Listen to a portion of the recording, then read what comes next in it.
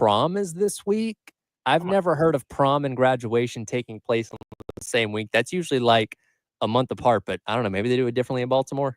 Yeah, the northern schools typically do stuff like that differently. Like I still have friends that live on Long Island in New York and stuff. And when they were in high school and stuff, I think their graduation would be like their prom would be like, right before the end of the school year, and then the next day would be graduation. It's just things are different up north compared to down south where you have prom when do you have prom? Like in April typically, and then school would get out like next month. Yeah, it was like mid-April, so like the 10th or 15th or something, and then we graduated at the end of May. So yeah, I don't know, 5-6 weeks between them happening, which I don't know. I thought that was just like the norm across the board, and I learned something new. Yeah, no, I mean, that seems to be the norm around here, but definitely up north, it is different. Again, these kids don't get out till like almost end of June, which is absolutely insane. But then again, you have to think about it, they don't start till after Labor Day. See, that's my thing is I'm assuming last week was the last week for his kid or this upcoming week. I'm like, I would be so unproductive after Memorial Day because, again, you have a day off, long weekend, and then you're right there at the end of the school year. Like, I wouldn't see the purpose in going the days after that. But hey, to each their own. I don't have to worry about it anymore. So that's on them. Yeah. High school for us felt like ages ago. So I think we're Yeah. we're well beyond that.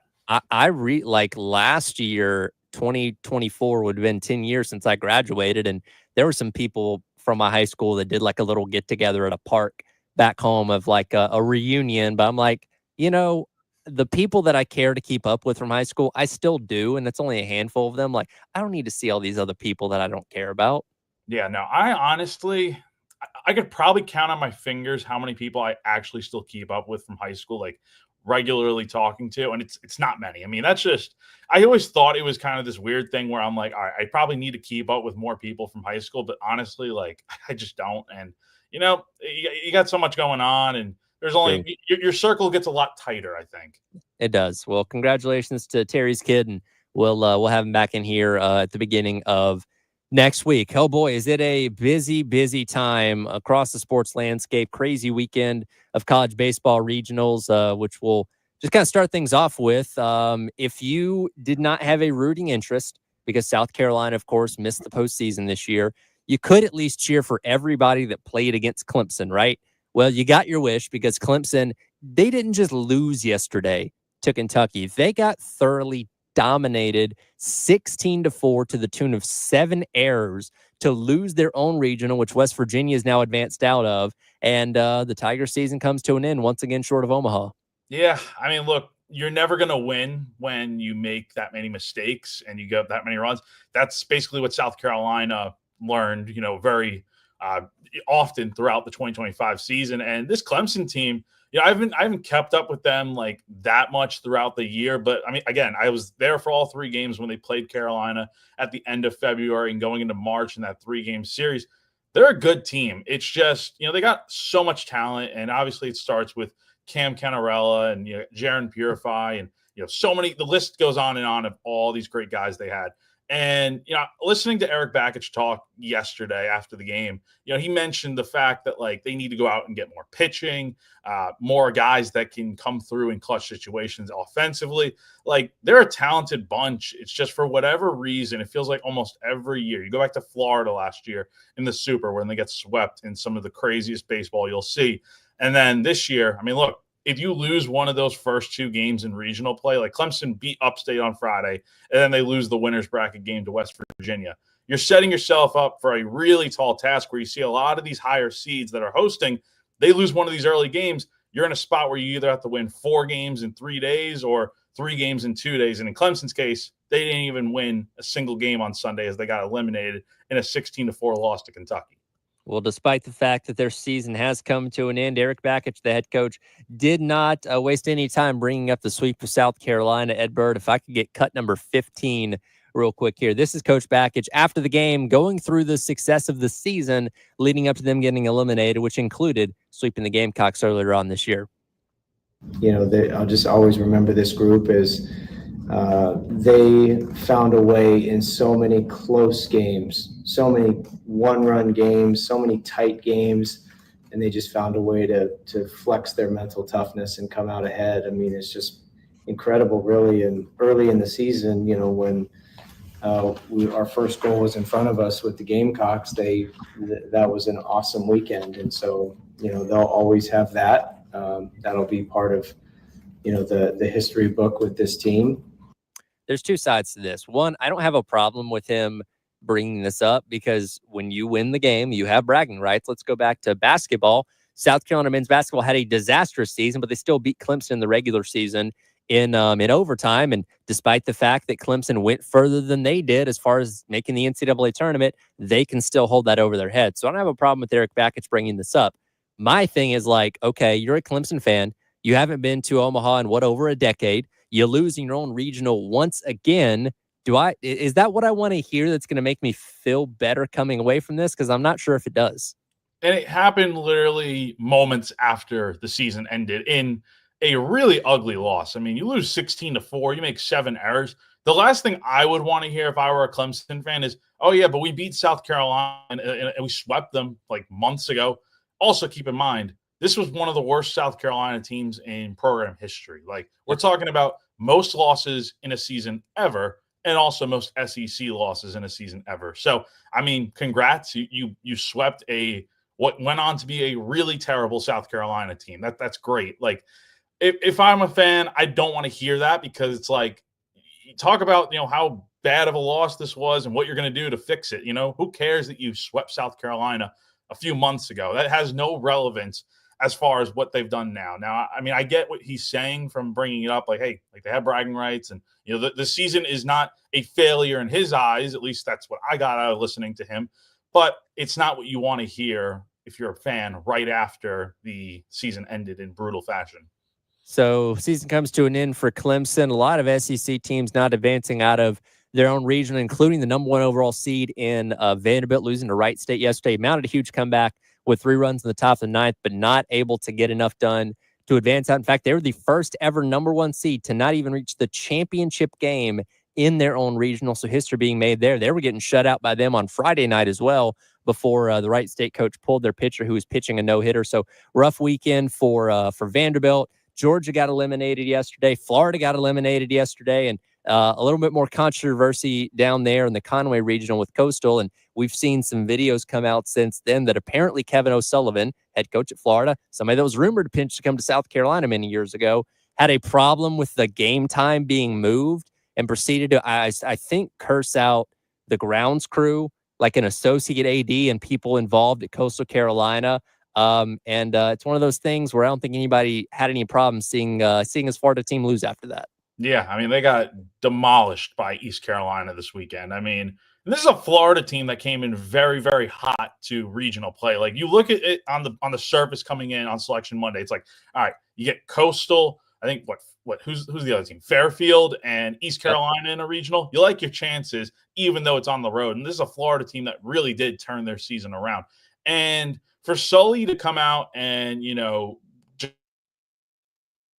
on the people that, I mean, I don't know how much control the associate AD or the grounds crew has over the game time being moved and stuff. I mean, that's stuff that seems like it's beyond any singular person's control at Coastal. So for him to go irate on those people is just a bad look. And then you see there's clips of it coming out, and it's like, I don't know. It's a really bad look for O'Sullivan. And then you see Coastal's coach yesterday, Schnall, go out and just basically, rip him in a post-game press conference. Yeah, if you search, you can find the video on Twitter of O'Sullivan going after the people there at Coastal Carolina that I'm assuming had something to do with the game time being moved. Very profanity laced. We obviously can't play it on the radio here, but whenever you ask like really good coaches, like, hey, what do you think about this game being here, this game being at this time? The best coaches typically say, we'll play anybody, anywhere, anytime. So your game time being moved by a little bit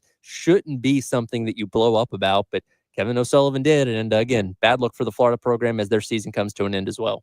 Yeah, I mean, look, that was a brutal end for Florida's season. I mean, we talk about all these national seeds that are they're out of their bracket in the regionals. But I mean, Florida, they're typically a team that when they get hot, they steamroll through the postseason and they find their way to Omaha. That's what we saw last year when they got to the College World Series. But I mean, it's a season where they weren't very good at the start. They picked up steam and they get eliminated here by East Carolina with 2 losses. So it's it's a fitting end to their season with O'Sullivan being the guy he is after this tournament.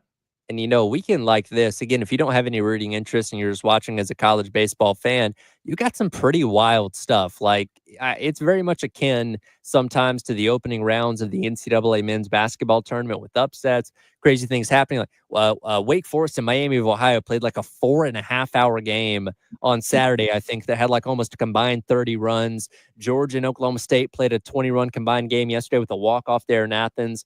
Oklahoma State. Like, you just get some really nutty stuff that can happen because, again, I know we kind of think about the power teams being that much better, but the teams from the mid-majors have earned their way in by winning their respective tournaments. All these teams are really, really good, and if you're not ready to go, they'll catch you by surprise. Oh, yeah. I mean, did you see Little Rock yesterday beating LSU? I mean, they're playing them today for the right to advance to the Super.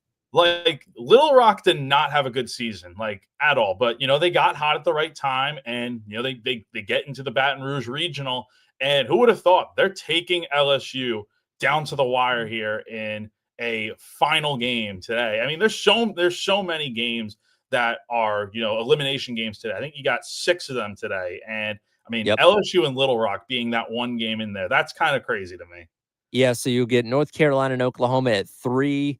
Murray State and Ole Miss at 6, Southern Cal and Oregon State at 6, Wake Forest and Tennessee also at 6, at 9 o'clock LSU and Little Rock, and then Miami of Florida taking on Southern Miss at 9 o'clock as well. So all 6 of those games, the extra regional game after the split yesterday, where the winners of those will obviously advance on to the Super Regionals coming up this weekend. So yeah, very fun first weekend of NCAA baseball tournament. Again, just not as much fun when your team's not in it. Yeah, it's weird without South Carolina being in there at all. Like, it's one thing to make it and then get eliminated in the regional like they did last year, but to not be in there and have the season that they did this season. I mean, I saw a lot of people on Twitter like, this just feels weird that South Carolina is not in there. So hopefully they can get back next year, and it starts this summer in the portal. It does, and the portal is already a very, very busy place as it officially opened up today. Got a lot of guys jumping in, but a few guys have already been able to pull out already as well. We'll dive into that coming up next. It is the halftime show. Saturday, Jack Beltry, Ed Bird producing on your Monday on the Game.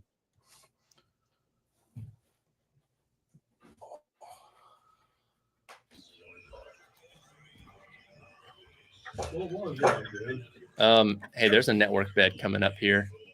I don't know what's supposed to be in there. I guess Terry forgot to take that out.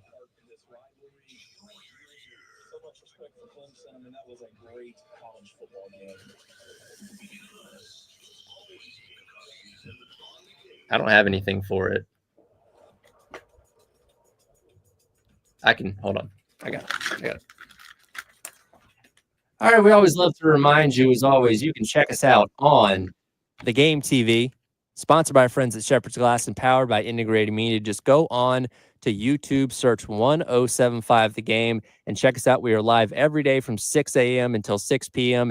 Hit the subscribe button. Also, hit that bell icon so you can stay notified as well anytime we are live or upload a video. And hey, if you missed any of our shows, the cool thing about live is you can go back, rewind to whatever segment you missed, whatever conversation you want to hear, and listen to us all day long, each and every day with the Game TV. Again, sponsored by Shepherd's Glass and powered by our friends over at Integrated Media on YouTube.com.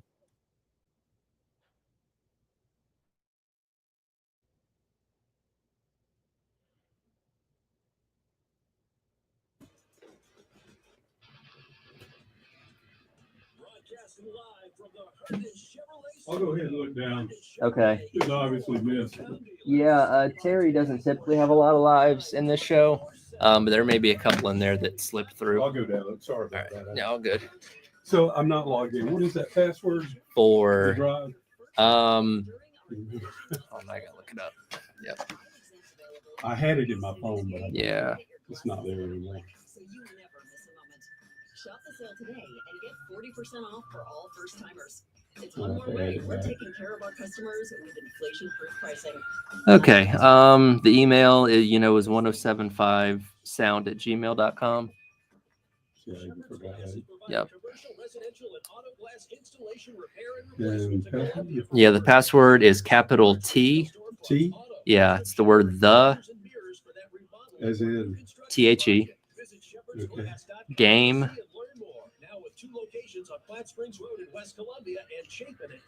audio. I know it's, and then 1075 and then the plus icon. Okay, cool. Yep. I know it's very busy, No, but that's good. T is the only capitalized thing. Right? yeah, T is the only capitalized All thing. right, But let me give this a shot. yeah, I've got pretty bad about it. I had to, man. I swear. yeah, it's all good. I get hacked so damn much. Yeah. I've got like 11 email accounts. Oh, geez. Crazy.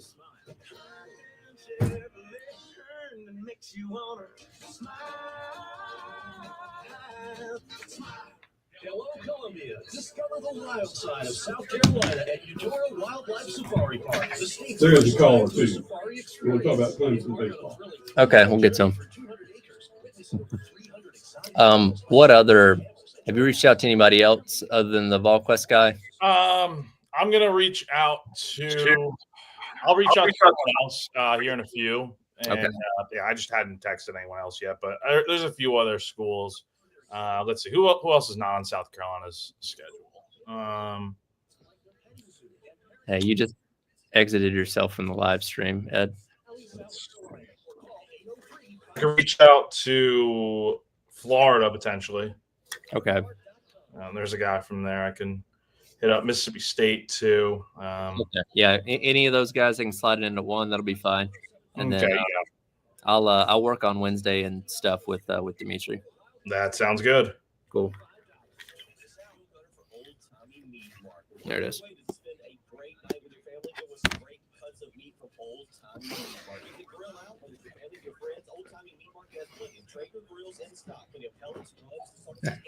It's all good. You're doing fine. Of Traeger grills, old timey meat market, Traeger grills, a perfect combination. Old timey meat market, quality selection, a cut above the rest.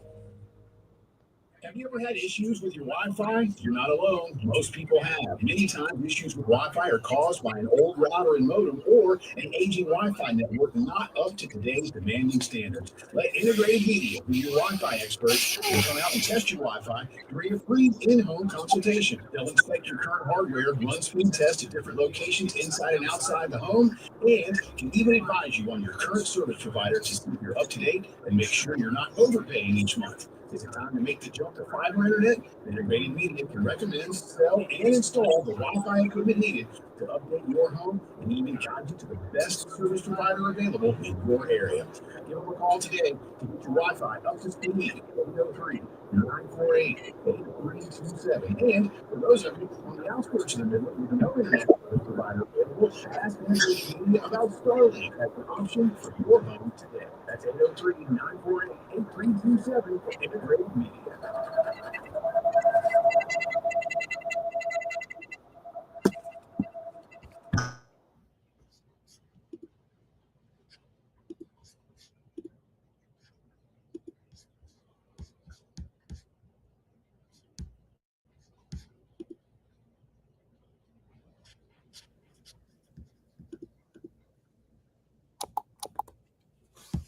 Welcome back in. It is the halftime show. Tyler Head and Jack Beltry along with you here on your Monday on the game, recapping a busy baseball weekend. We'll get into the transfer portal stuff with South Carolina in just a moment, but we head out to the Left Chevrolet phone lines. Jason wants to weigh in on the conversation around Clemson baseball and their exit from the NCAA tournament this weekend. Jason, appreciate your call. What's on your mind? Hey, I've been in IPK since 2005. I don't know how long that is, about two decades. I've probably watched the big three men's sports, football, basketball, baseball, and kept up with them religious since 86. Mm-hmm. Clemson's last five-legged teams, Clemson's first three Monty Lee teams, which all hosted regional and all exited in their home regional. Bakich's first 3 years, 3 regional, home regional, wins 1, loses 2. One of them can't get mad about him because you put Tennessee, which was like the best 2 seed in America, when they were put in the Clemson regional, when Clemson was the 5 seed nationally. You shouldn't have the number 1 2 seed in there, but that happened. Mm-hmm. Oh well. This one was a bracket that was manageable. They didn't put some team that had 4 major league pitchers on it like Tennessee did. Last year you played Florida. I forget the kid's name. They had a guy that was first round, top 5 pick. I don't know why we pitched to him. I think he hit 5 home runs. But we were touch and go, super competitive to the last pitch of the game. Yep. Came back, tied it. Incredible game. Tennessee game was incredible. That was one where they had to hit a home run in the bottom of the 9th to win that game in order to put us in the losers bracket against Charlotte the next day, where we lost 3-2. Here's the thing. Since 2010, Clemson baseball has not had a squad that could come through the losers bracket of a regional, an ACC tournament, a College World Series. So Clemson goes into every single postseason since 11, every single one of them, whether they're the home team and hosting a regional, or they're the 2 seed and they're someone else regional. If they don't win 3 in a row in the regional, they can't win the regional, because they have somewhere between 6 and 8 pitchers going into every postseason since 11. Right. And so what I would ask Bakich, as a member of IPTAY and as someone who's given NIL, you need to tell us, do you have enough money to compete? And he needs to be honest with us, because he's a really good coach. He's an incredible motivator. He's got all the new bells and whistles of how you do baseball with analytics. And he seems to be, until yesterday's Kentucky game, Clemson's very calm, pretty cool, collected. Even when they lost to Florida, I mean, these games could go for Tennessee. I mean, these were razor tight, last pitch of the game. Yep. Yesterday looked like, I don't know what that looked like, but even if they didn't make the errors, they gave up 17 hits.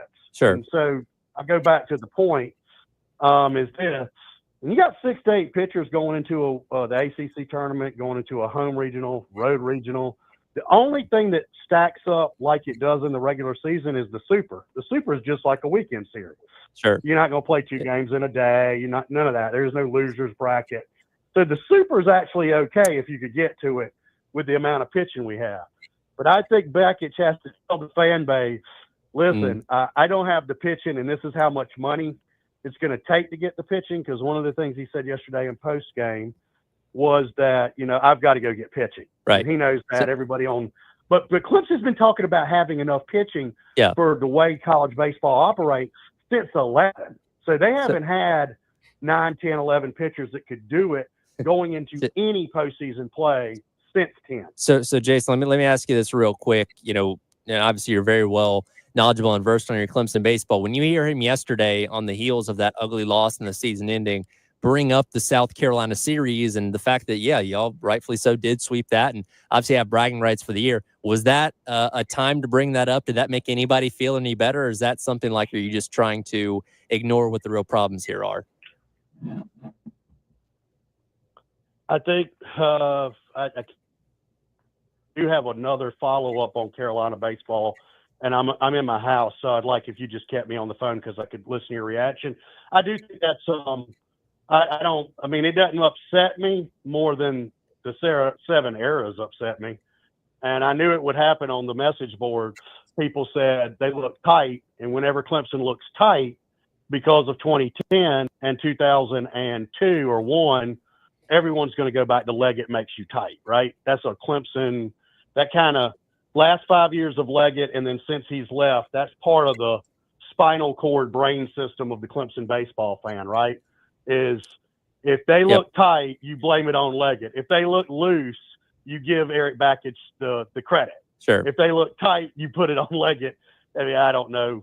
Who knows what's what? They talked to Dominic Listy yesterday, and he said he didn't know what went on in the field yesterday. Yeah. They still would have lost, right? Because they're just giving up hits after hits after hits, right? And we weren't. So the bottom line, there's not enough pitching at Clemson to win any postseason anything.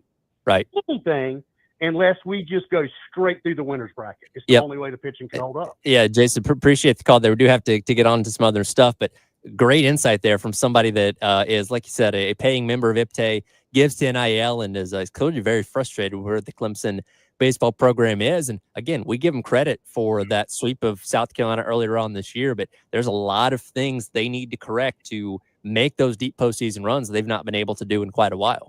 Yeah, and he's right about a lot of things. Real quick, just again, you have to go. The easiest way to win the regional is to just sweep it. You go 3-0. You avoid having to take any losses, because if you lose a game like you did for Clemson in the winners bracket against West Virginia, you're in a spot where you not only have to win 2 games on Sunday, you have to come back on Monday and win another game. And yeah, I mean, look, it's very easy to not feel loose after losing a game where you're on the verge of elimination. Now you got to come back the morning after and play. I mean, that's right after a night game. So look, a lot of things went wrong in this regional. Clemson's got a lot to figure out. The rest of the ACC is pretty good. So we'll see what happens for Clemson, but a lot of work to do here this offseason. And look, this isn't why Clemson lost that game yesterday. Like you said, they gave up 17 hits, had the 7 errors, but it's still so hilarious. Not hilarious, but like, I hate the fact that when you're hosting a regional, you don't get to be the home team in every single game. This happened to Vanderbilt, to Georgia, to Clemson. Obviously, like, they have to switch back and forth. Like, you should have the advantage of being the last team to bat, no matter who the opponent is, because you're playing in your home venue. That is something that will always bother me about the way the NCAA does their tournaments. Yeah, that's something that definitely does need to be figured out. I've always thought that is super strange. And I mean, we see it in softball too, when South Carolina lost to UCLA a few weekends ago, when UCLA was able to come up last to bat and they walked it off. So the same thing happens there. But yeah, in baseball, it should always be the higher seed in the 1 through 4 in the regional that gets to be the home team. I've never understood that. We'll get to what's going on with South Carolina in the transfer portal, as well as let you know what happened in case you just woke up. It is the halftime show. Tyler Head and Jack Beltry along with you on your Monday here on The Game.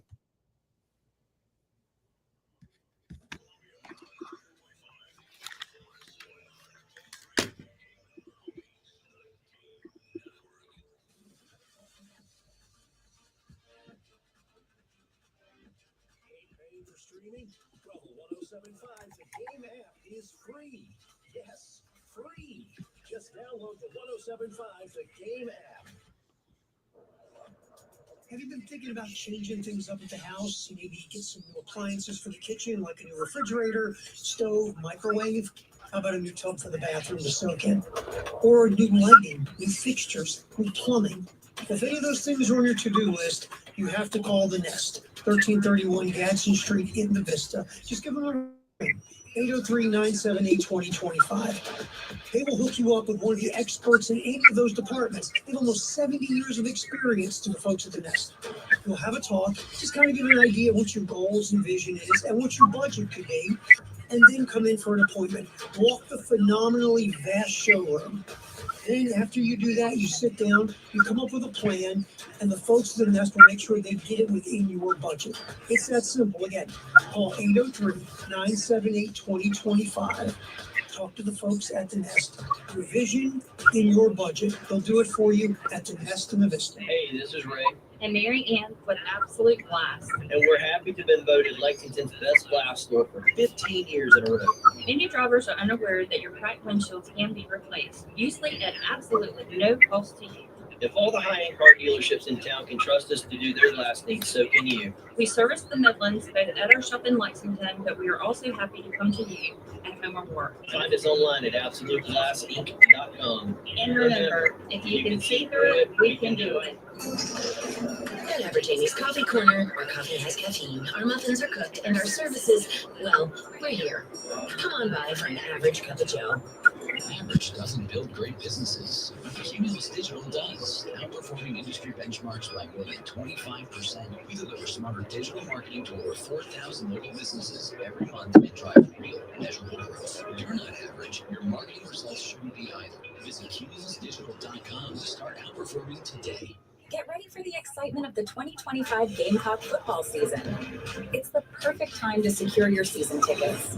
Experience the roar of the crowd, the sight of towels waving to Sandstorm, and the thrill of Carolina touchdowns with flashing lights. These unforgettable moments at Williams-Brice Stadium can't be missed. Plan your visit now and join us in our home for the 2025 season. Visit thegamecockclub.com for ticket options. We look forward to seeing you there. If you're hurt in a car, truck, or motorcycle wreck, the insurance company may already have a plan for you.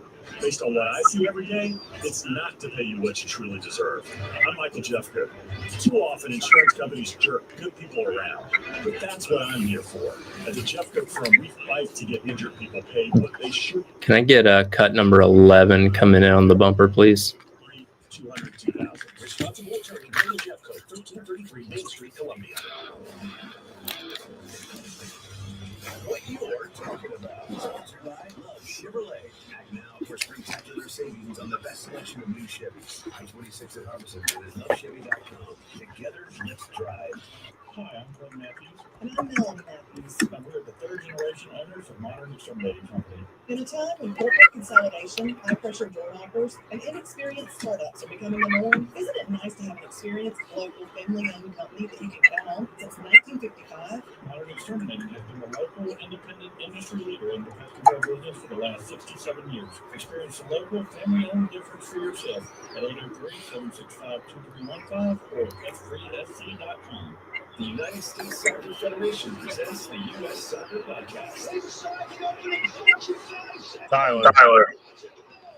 Baseball's another guy in the portal. What's that? Baseball's got another guy in the portal. It's Jersenbeck. Oh, okay. All right. Yeah, It's going fast now. Yep.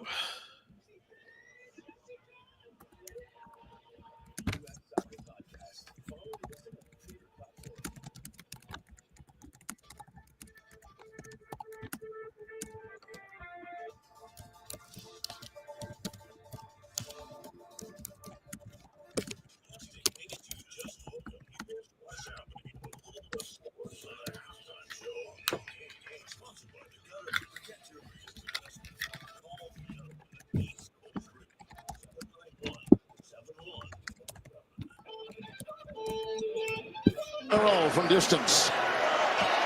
It's been a quarter of a century since Indiana has gone to the finals. But for the first time in 25 years, they're going to the NBA Finals.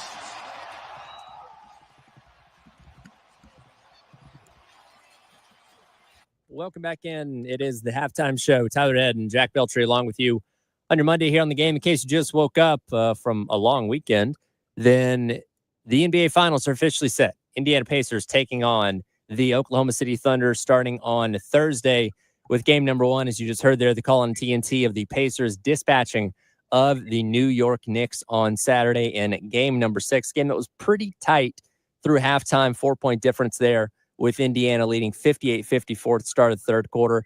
But then that's where things broke open. A couple 9-0 runs by the Pacers was able to help them keep that lead as they went through the rest of the second half and were able to make their return trip to the NBA Finals, for, as you just heard, for the first time in 25 years, taking on the Thunder coming up later on this week.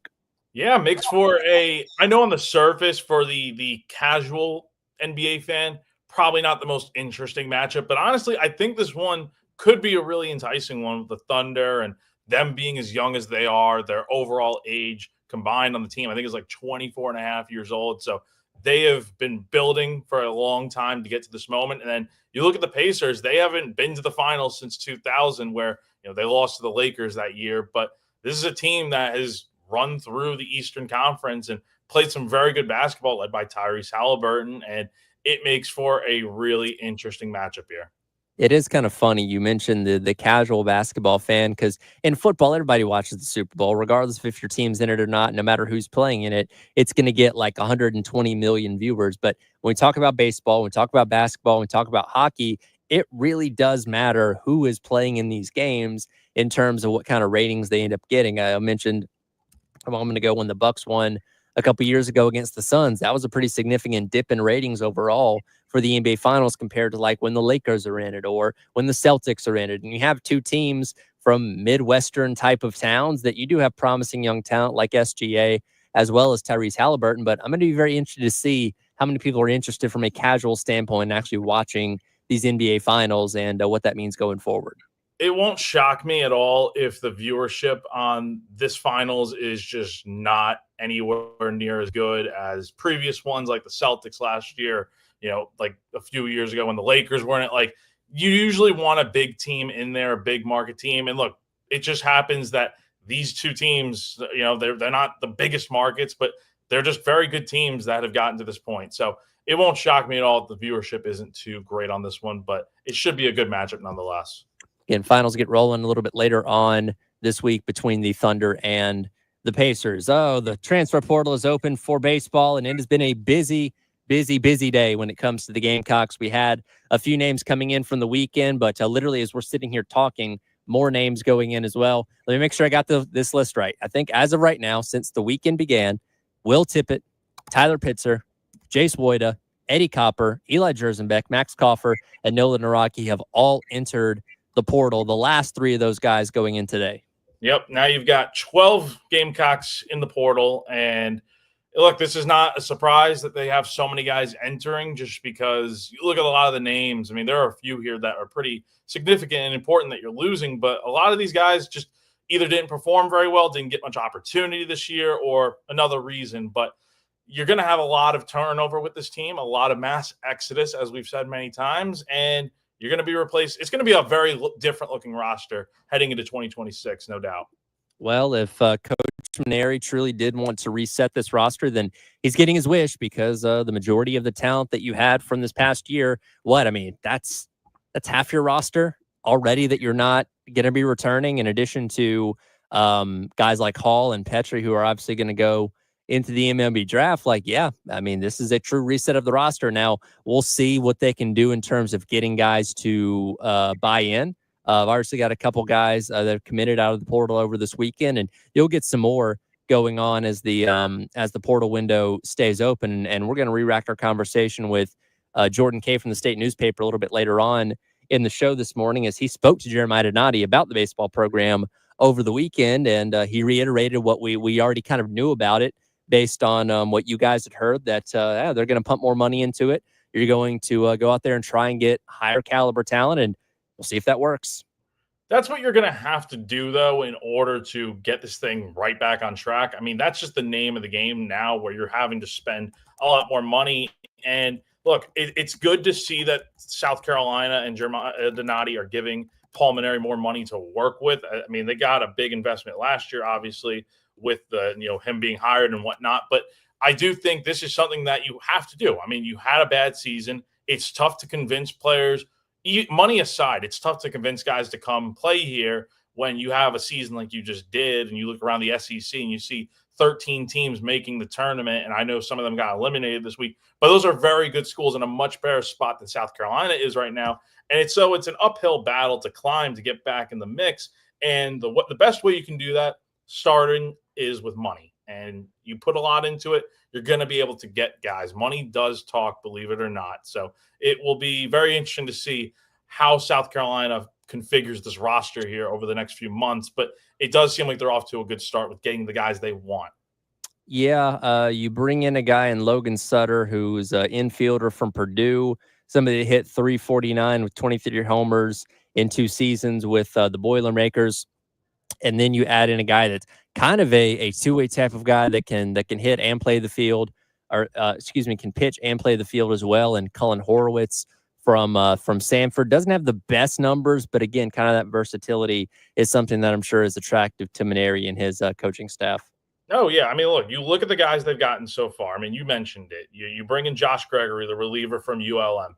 That's a guy that had a really good season with the Warhawks, and that's someone that's very interesting, that throws about as hard as as Mainieri's looking for, and then has the good off speed to go with it. And then the rest of the guys, I mean, you're bringing in the two-way guy from Sanford, and look, the numbers don't stand out, but there's something South Carolina obviously likes there. That's very good. And then you got Logan Sutter from Purdue, who was the Boilermakers Offensive Player of the Year. Just a very good bat, it seems. And I'm liking what they're bringing in so far. But obviously, I mean, it's only 3 guys you're talking about, and then you have 3 known returners right now for next year. There's still a lot of work to do moving forward in the portal.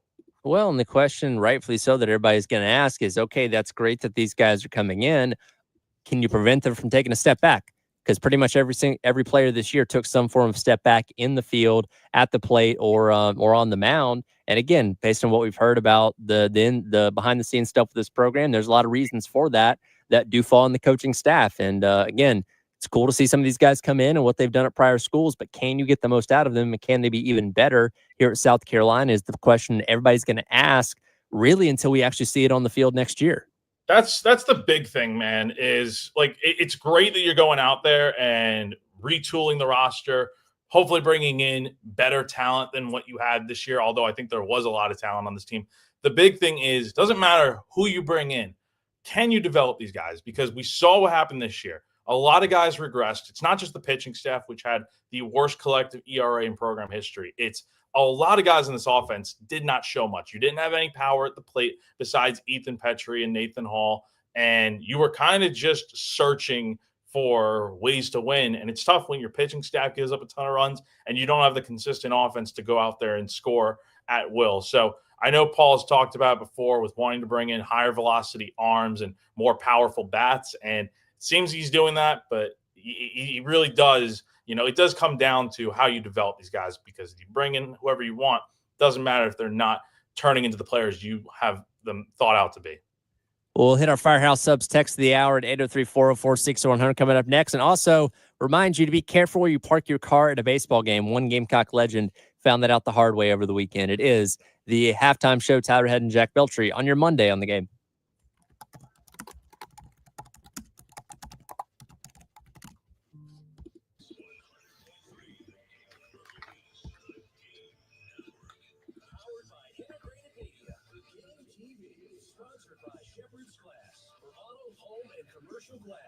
ShepherdsGlass.com.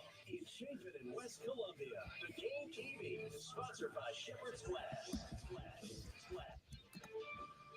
This is Maggie Gray with the Sports Minute, sponsored by WeatherGuard Truck and Van Equipment. They're just as driven as the hardworking pros they serve. Dan Campbell waved it all off at OTAs. The Detroit Lions have new coordinators on both sides of the ball, are still battling key injuries, and they have the 3rd hardest schedule this season. Nothing to see here, Campbell insists, but now, with real scars from back-to-back playoff heartbreaks, the faith is fragile and blind belief could be running out. I'm Maggie Gray.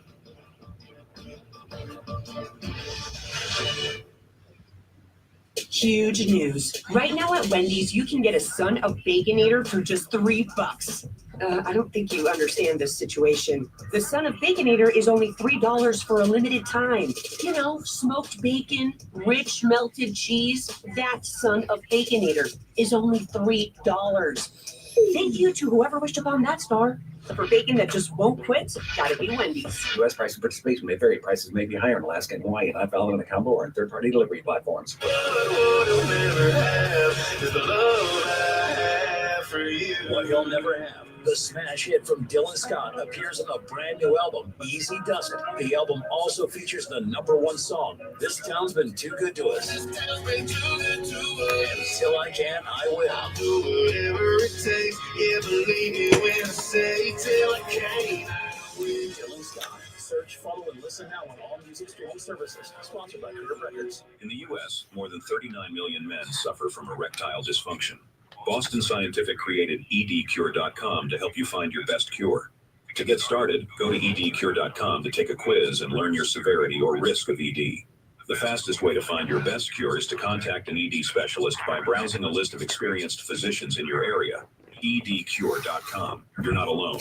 Call 803-993-8719.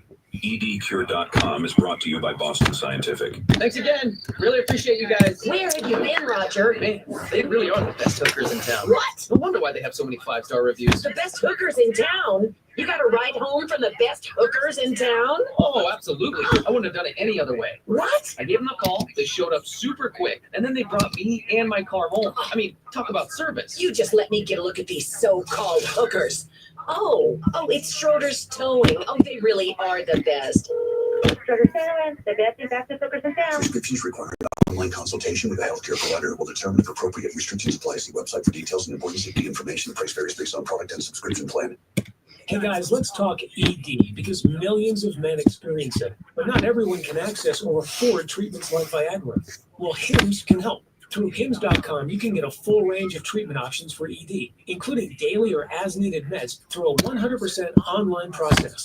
It all starts with an online intake form. Get started at hims.com/radio. And from there, a medical provider licensed in your state will determine if ED treatment is right for you. If prescribed, your medication is shipped to you for free. Find the ED treatment that fits your needs with options up to 95%. I'm going to call for cut 14 in this next segment here, Ed.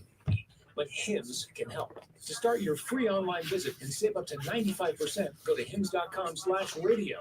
That's hims.com/radio for your free online visit. HIMS.com/RADIO. This is Larry White, owner and founder of Midstate, and for nearly 30 years, we've continued to be the proven leader in I'm going to call for cut 14 in this next segment. is your assurance that our professionals at Midstate Thanks.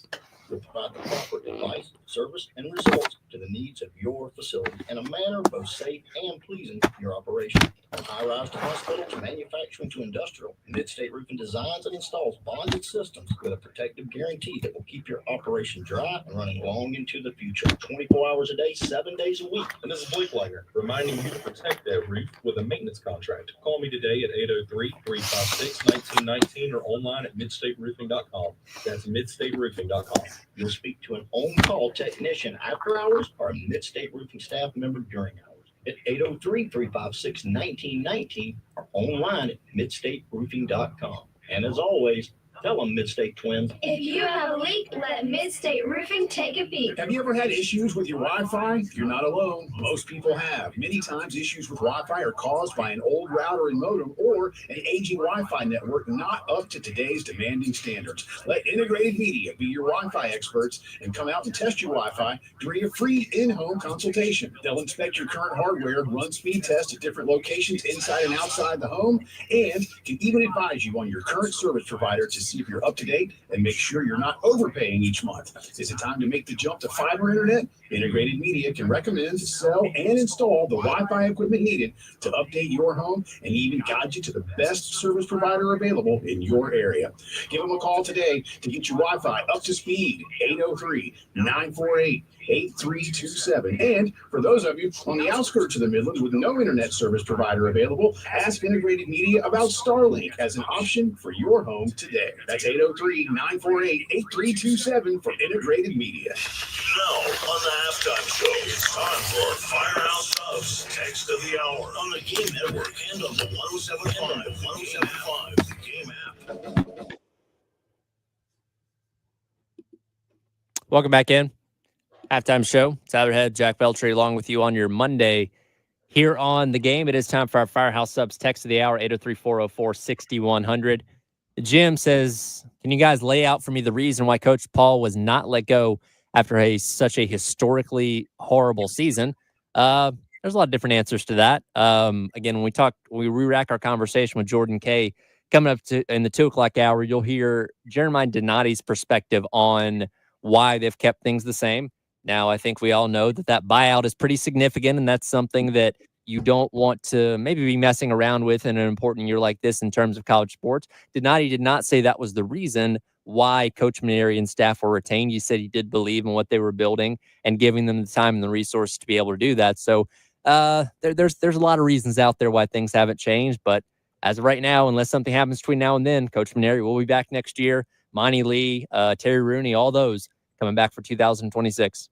Yeah, I mean, nothing like the staff is not going to change going into next year. And I think, look, money aside, which that's not the reason why they're not getting rid of him at all. That's what they've apparently made out to be clear, is just also, they want to see this thing through, see if he can get it right in year 2. I mean, this guy has won plenty everywhere he's been. And look, I know hasn't been pretty this season with South Carolina and whatnot, and a lot of program lows. But again, let's see if he can actually bring in the guys that he says he wants to bring in. And then next year, if things don't go well, this is a different discussion we're having, and we're talking about potentially seeing South Carolina actually move on from him. But yeah, look, I know it's frustrating for Carolina fans out there, and it hasn't been a good year for them at all. But we'll see if things can change next year. Anytime you attend a baseball game, no matter what level, pee-wee, high school, college, or the pros, always be careful where you're parking your car at. Cut number 14 here, Ed. Gamecock legend learned that lesson the hard way over the weekend. Video this. Foul ball. Jackie Bradley Jr.'s car, right?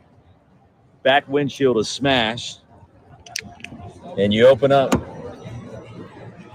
the back door here, and the ball's sitting in there. It's locked. There it is. Holy moly. I believe that was Roy Philpott out at the Auburn Regional, where they were out there covering, in one of the games, I believe on Saturday. Jackie Bradley Jr. parked in the wrong place at the wrong time as a foul ball go through the back windshield and land in the back seat of his car. The things that I've learned being on the beat and driving, because I don't drive to Founders Park because I can walk there, but going on the road and stuff, and they typically assign you to park in certain spots and stuff. If you're parking in foul ground, do not park in like one of the first rows. Like, do not do that, because you will end up like JBJ and potentially having your windshield smashed. You never know what's going to happen, because a lot of these foul balls that leave that are hit in foul ground, they're leaving the park. They are not staying and hitting the roof. So unfortunately for JBJ, he had some real bad luck this weekend. Have you ever had a vehicle damaged while, and maybe not by a foul ball, but just in general while you've been on either at a road trip or one of the home games? No, I haven't. And even if I did, like I have driven occasionally to Founders. I should say that. But typically they'll have us park out in left field way, way beyond, like on the other side of the foul pole there. Yeah. And at road games and stuff, I try to be, cognizant of the fact that like I should not park super close. And typically I'll park a little further back and just walk a little bit more. But I have not had that happen to me before, and I don't anticipate that happening anytime soon, hopefully. I'm conjuring up a memory here. I feel like when I was playing Little League, somebody hit a home run and shattered a windshield out in the parking lot. Like, it was a really far home run, whatever it was. And you went from the jubilation of hitting the home run to like somebody screaming that their car window just got broken. So these kind of things happen. That's the risk you take, though. Sometimes, I mean, it's hey, look, it happens sometimes, and unfortunately, it happened at Auburn this weekend, which is never ideal. So, you think insurance covers that, or they're like, why'd you park that close? I would think insurance covers that, because I'm sure, like I said before, there's typically for media, we'll typically get assigned to park somewhere, and I'm sure with ESPN and JBJ working there now, I'm sure they have designated spots to park. And I think next time they got to put those guys a little further back, put maybe some fans closer so they don't have to walk as far. I'm not sure, but yeah, it's always difficult. Well, the good thing is JBJ played a decade in the major leagues. I think he can swing a windshield if he has to. Oh yeah. I mean, I'm sure this has happened to him before, playing in Boston, where you hit a home run over the monster. You never know what can happen out there with the cars getting hit. So have you got a chance to listen to any of his commentary work for SEC Network and ESPN as of yet? I listened to him a little bit here and there at the SEC tournament, and then one of his first games when South Carolina was playing at Auburn. I think he was calling a Tennessee game. He sounds pretty good out there in the booth. He definitely needs to get a little more reps under his belt, get comfortable. You can tell there's kind of like a nervousness, but his knowledge is obviously second to none. He knows what he's talking about. And with reps and repetition and stuff like that, all that kind of other stuff will smooth itself out. But I thought he's done a really good job so far. No, he's been good. And look, it just takes time, like everything. And he'll be a natural here very soon. I mean, he joined mid-season, so he did. I'm glad to see him on these calls, though. Yeah, very cool to have a Gamecock legend a part of the NCAA baseball tournament, and hopefully he can avoid getting foul balls through his windshield at whatever the next game he's going to be at is. That'll do for hour number one of the Extra Point. We'll dive into football, and more football coming up in hour number two. Let's hear what Coach Beamer had to say to Jay and Elijah on the postgame show on Friday. That's up next here on the game.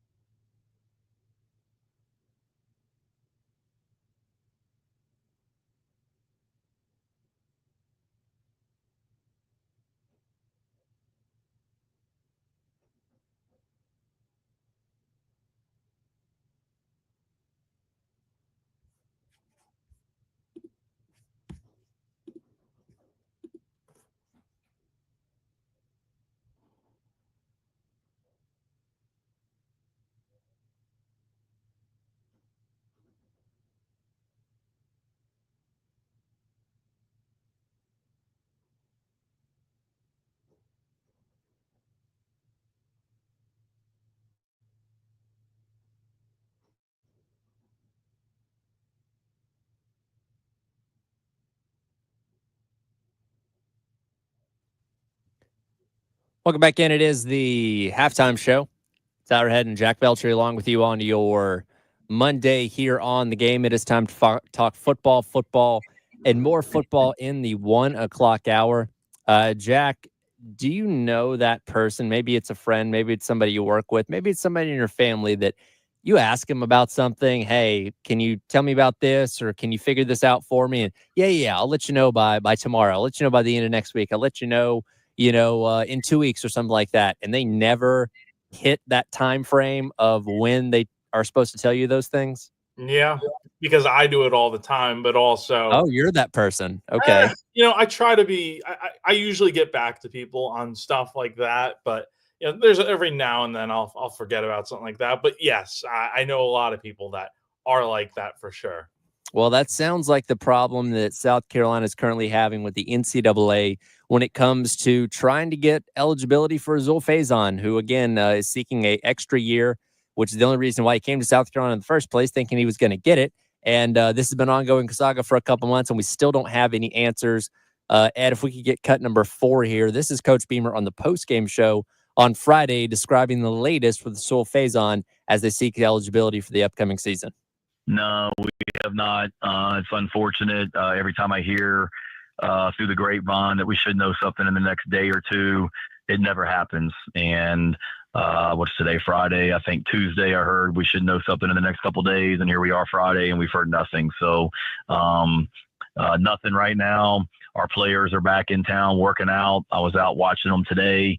Work out, lift, and run, and the team always gets together at the end, and they break it down on something 1, 2, 3 team or 1, 2, 3 Gamecocks or whatever it is. And today they broke it down on Free Sewell as well. So they're behind him, and he's here working hard and hoping that we get some closure on this soon.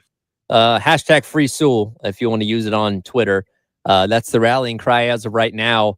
I go back again, Rasul Faison, because of Diego Pavi's lawsuit against the NCAA, gave him the inclination that, hey, I should be able to get an extra year of eligibility, which is why he entered the portal and came to South Carolina in the first place.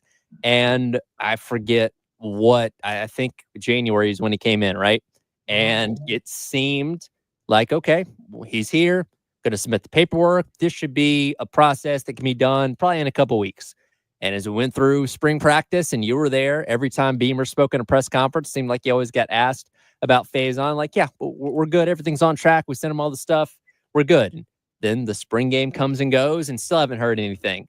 And then he's going to welcome home events and we still haven't heard anything. Now we are in the month of June. That was on Friday, the very end of May, but nothing's changed today. We are 3 months away from the season starting, and we still don't know if Rasul Faison's going to play or not.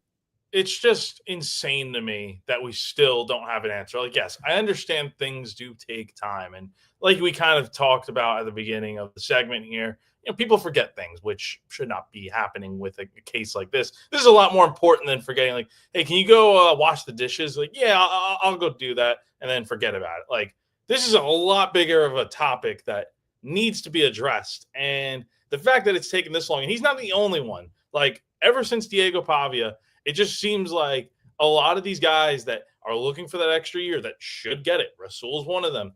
It just hasn't happened yet with no clear answer. And it's put South Carolina in a spot now where it's like you're looking at potentially, if you don't have him for the season here, one, you didn't go out and get a portal running back during the spring window, which we probably could have either way, knowing this was still not decided, but you don't have that right now. And so you're going into the season right now. Let's say he's not available to play.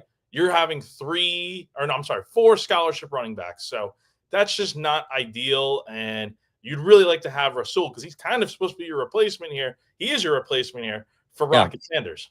Well, and that's where things kind of get tricky as you get closer to the season, where you obviously, as of right now, and Beamer mentioned it, he's still working with the team and all that kind of stuff. You can continue to go about things as normal with the hope and anticipation that, okay, any day now they're going to say we're good to go and we don't have to worry about it anymore. But if you get into fall camp and you're in the weeks leading up to the season, you have to start asking the question of, okay, I know we could still get him eligible for the Virginia Tech game, but what if we need extra reps for Oscar Attaway? What if we need to get more of, Jawarn Howell working with the ones. There's a lot of logistics here that you have to start moving around if it's looking like you may not get this eligibility. And that's the thing. It's not that the NCAA is saying no. It's that they haven't said anything at all, because if they're saying no, then okay, there are legal pathways you can go through where you can probably, win in court and get eligibility before the season ends up starting. And he's got Darren Heitner, who obviously helped Miles Studi with his situation and getting a medical red shirt after he missed most of the men's basketball season with the blood clot. And again, when that happened, we thought, okay, here we go. For sure, this is something that's going to be resolved pretty quickly. And it just hasn't. And I don't know if that's just because the paperwork is at the bottom of a bigger pile, or they just are doing this out of spite for some reason. I don't know. I can't figure it out. No, I can't figure it out either. Again, I go back to Pavia and the Pavia rule and him getting cleared and stuff. Like, the easiest thing to do would have been just granting, the waiver where, all these guys that are applying for the stuff, they're just automatically cleared. And, it's just not happening. And that's a big problem here, that you got so many different guys that are kind of waiting to see what happens. And in Rasul's case, it's like, this is a big deal, because he's supposed to be your RB1. And look, we know there's competition there and stuff. And maybe Oscar Attaway, him and Attaway can be that 1-2 punch, kind of like it was last year. But you're expecting right now, probably going into the year, Oscar's probably going to be your one. And then what about Matthew Fuller and Jawarn Howell, guys who redshirted last year? How are they going to look? Like, what if they don't live up to the expectations? And it's just a lot that you have to figure out. And you mentioned it before, splitting up the reps and stuff during fall camp. That can be tricky, because if you still don't have an answer on Rasul, I mean, you can run him out there with the ones all you want in practice, but at the end of the day, if he's not cleared yet, you're trying to get Oscar ready to be RB1 for that season opener against Virginia Tech. And there's always the possibility, and I go back to the Tez Walker thing at North Carolina a couple years ago, where, if you remember, he was not eligible when the season started against South Carolina. I think like mid-October, the NCAA finally gave him his thumbs up and was able to play the rest of the season. He's also took legal action against the NCAA for making him sit out the first portion of that year. And there was an argument over who had the paperwork and who didn't and all those kind of things. But that is something that's also possible, is, you may not get the approval by the time the Virginia Tech game happens, but you could be getting ready to play Alabama in October, and they say, hey, guess what? He's finally eligible. So there's a lot of ways this could go. And at that point, it's like, okay, have you now transitioned him away from working with the ones to give Oscar Attaway and these other guys more reps because they're the guys playing right now? Like, it would be so much easier if, in 10 minutes, the NCAA said, yeah, okay, he's approved and we don't have to worry about this anymore. But the fact that we're going on, because I imagine they probably submitted that stuff pretty quickly back in January, half the year, and this still hasn't been resolved, is crazy and worrisome at the same time. But when does the NCAA ever make things easy? I mean, it's surprising, but it's also like, it's not surprising, because look at who we're talking about here. It's Sure. quite frankly just ridiculous. And I know there's a lot of different things they got on their plate. Like, again, maybe the paperwork just is the bottom of the barrel there, which is a big issue. I just feel like this is something that is so simple to clear. Look at the numbers. Look at how much he's played in college. Only played 3 years of college football. This is a pretty simple case. I don't understand why this is still a thing that we're talking about in the month of June, 6 months after they submitted the paperwork. Yeah, and that's the thing, because at least, with Pavia, he did play legitimate full-time in JUCO before coming up to the, FBS ranks, New Mexico State, and obviously Vanderbilt. So he had more actual playing time than Rasul Faison had. And again, bunch of different schools, not playing at some schools, playing at the other, before ultimately ending up at Utah State, where he's been for the past couple seasons. So again, it seems like it'd be something that's straightforward, but like you said, as we know, the NCAA likes to make things complicated, unfortunately. Yeah, and you really do hope that I think this also just does create an opportunity for, like we've talked about, the other three running backs in that room that are going to potentially see a lot of snaps this year. You hope it creates an opportunity for them to really show what they can do, because we saw flashes of what Attaway, Howell, and Fuller could do last year, especially Fuller and Howell, who did not play as much as Oscar did. But you're hoping those guys can really become the running backs that you want them to be for the future, because, after this year, you won't have Faison and Attaway, and those will be your two big running backs for the future there. Yeah, and I think everybody in the moments that we got to see Jawarn Howell liked what they saw. Again, flashes of impressive stuff. Now he did fumble in the bowl game, and I don't believe got any more touches after that. So that's obviously something you want to clean up. But he's somebody that came in a year ago after having a phenomenal freshman year at South Carolina State that you knew was going to be a little more of a long-term play. He wasn't going to come in and immediately make an impact. Didn't have to, because you had Rocket Sanders a year ago, an all SEC type of running back, and you kind of assumed that Rasul Faison could step into that role. Now, yes, he was going from the Mountain West to the SEC. That is a change in competition level, but you had faith that he was going to be able to kind of slide back into that RB1 role, maybe not carry the bulk of the load quite like Rocket Sanders did, but again, now it's up in the air, and we'll see if you have to, if these younger guys can handle that extra load like Howell and Matthew Fuller. Yeah, and I mean, look, if they do have to get an extra workload at the beginning of the year, like if Rasul is not cleared, great. It gives them an opportunity, and maybe they will take advantage of those opportunities and really start to shine and be like, okay, it's kind of at a point where maybe I think the best case scenario you could probably get into here, maybe also the worst, is if Fuller and Howell just really stand out at the beginning of the year if Rasul is still not cleared, and then you get into a Tez Walker situation where it's like, randomly in the month of October or something, or mid-season, Rasul's cleared, and it's like, okay, you're at a bit of a crossroads here, because it's like you have your RB1 that you wanted at the beginning of the year back, but you also have this dilemma where it's like these other guys that have been stepping up are playing pretty well, and so you kind of are trying to figure out what to do there. But that would be a very good problem for South Carolina to have if all these running backs are doing what they're expected to do. Fingers crossed we get a ruling on Rasul Faison again, 90 days away from kickoff. And hopefully enough time for the NCAA to finally figure things out. Coach Beamer last week was, of course, part of the SEC coaches meetings down there in Destin. A lot of things being discussed in terms of the future of the conference and the future of the college football playoff. He brings up the idea of maybe looking at determining the field the way that college basketball does. And we'll dive into that coming up next. It is the halftime show. Tyler Head and Jack Beltry along with you on your Monday on the Game.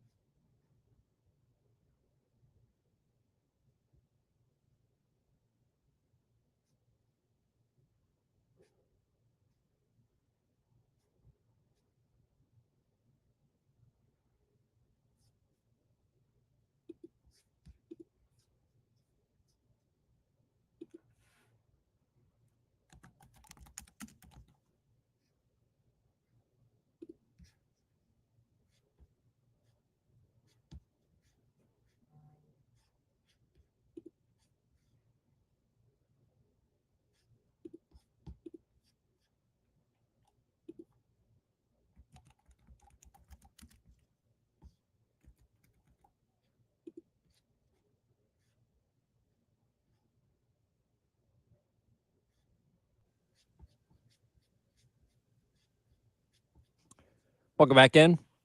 Halftime show. Tyler Head, Jack Beltry with you on your Monday here on the game. You know, it was this time last week while the SEC meetings were going on down in Destin. I feel like we talked about playoff formats 6 ways from Sunday, 5+11, 4-4, 2-2, 1-3, 5-7-9, everything in between.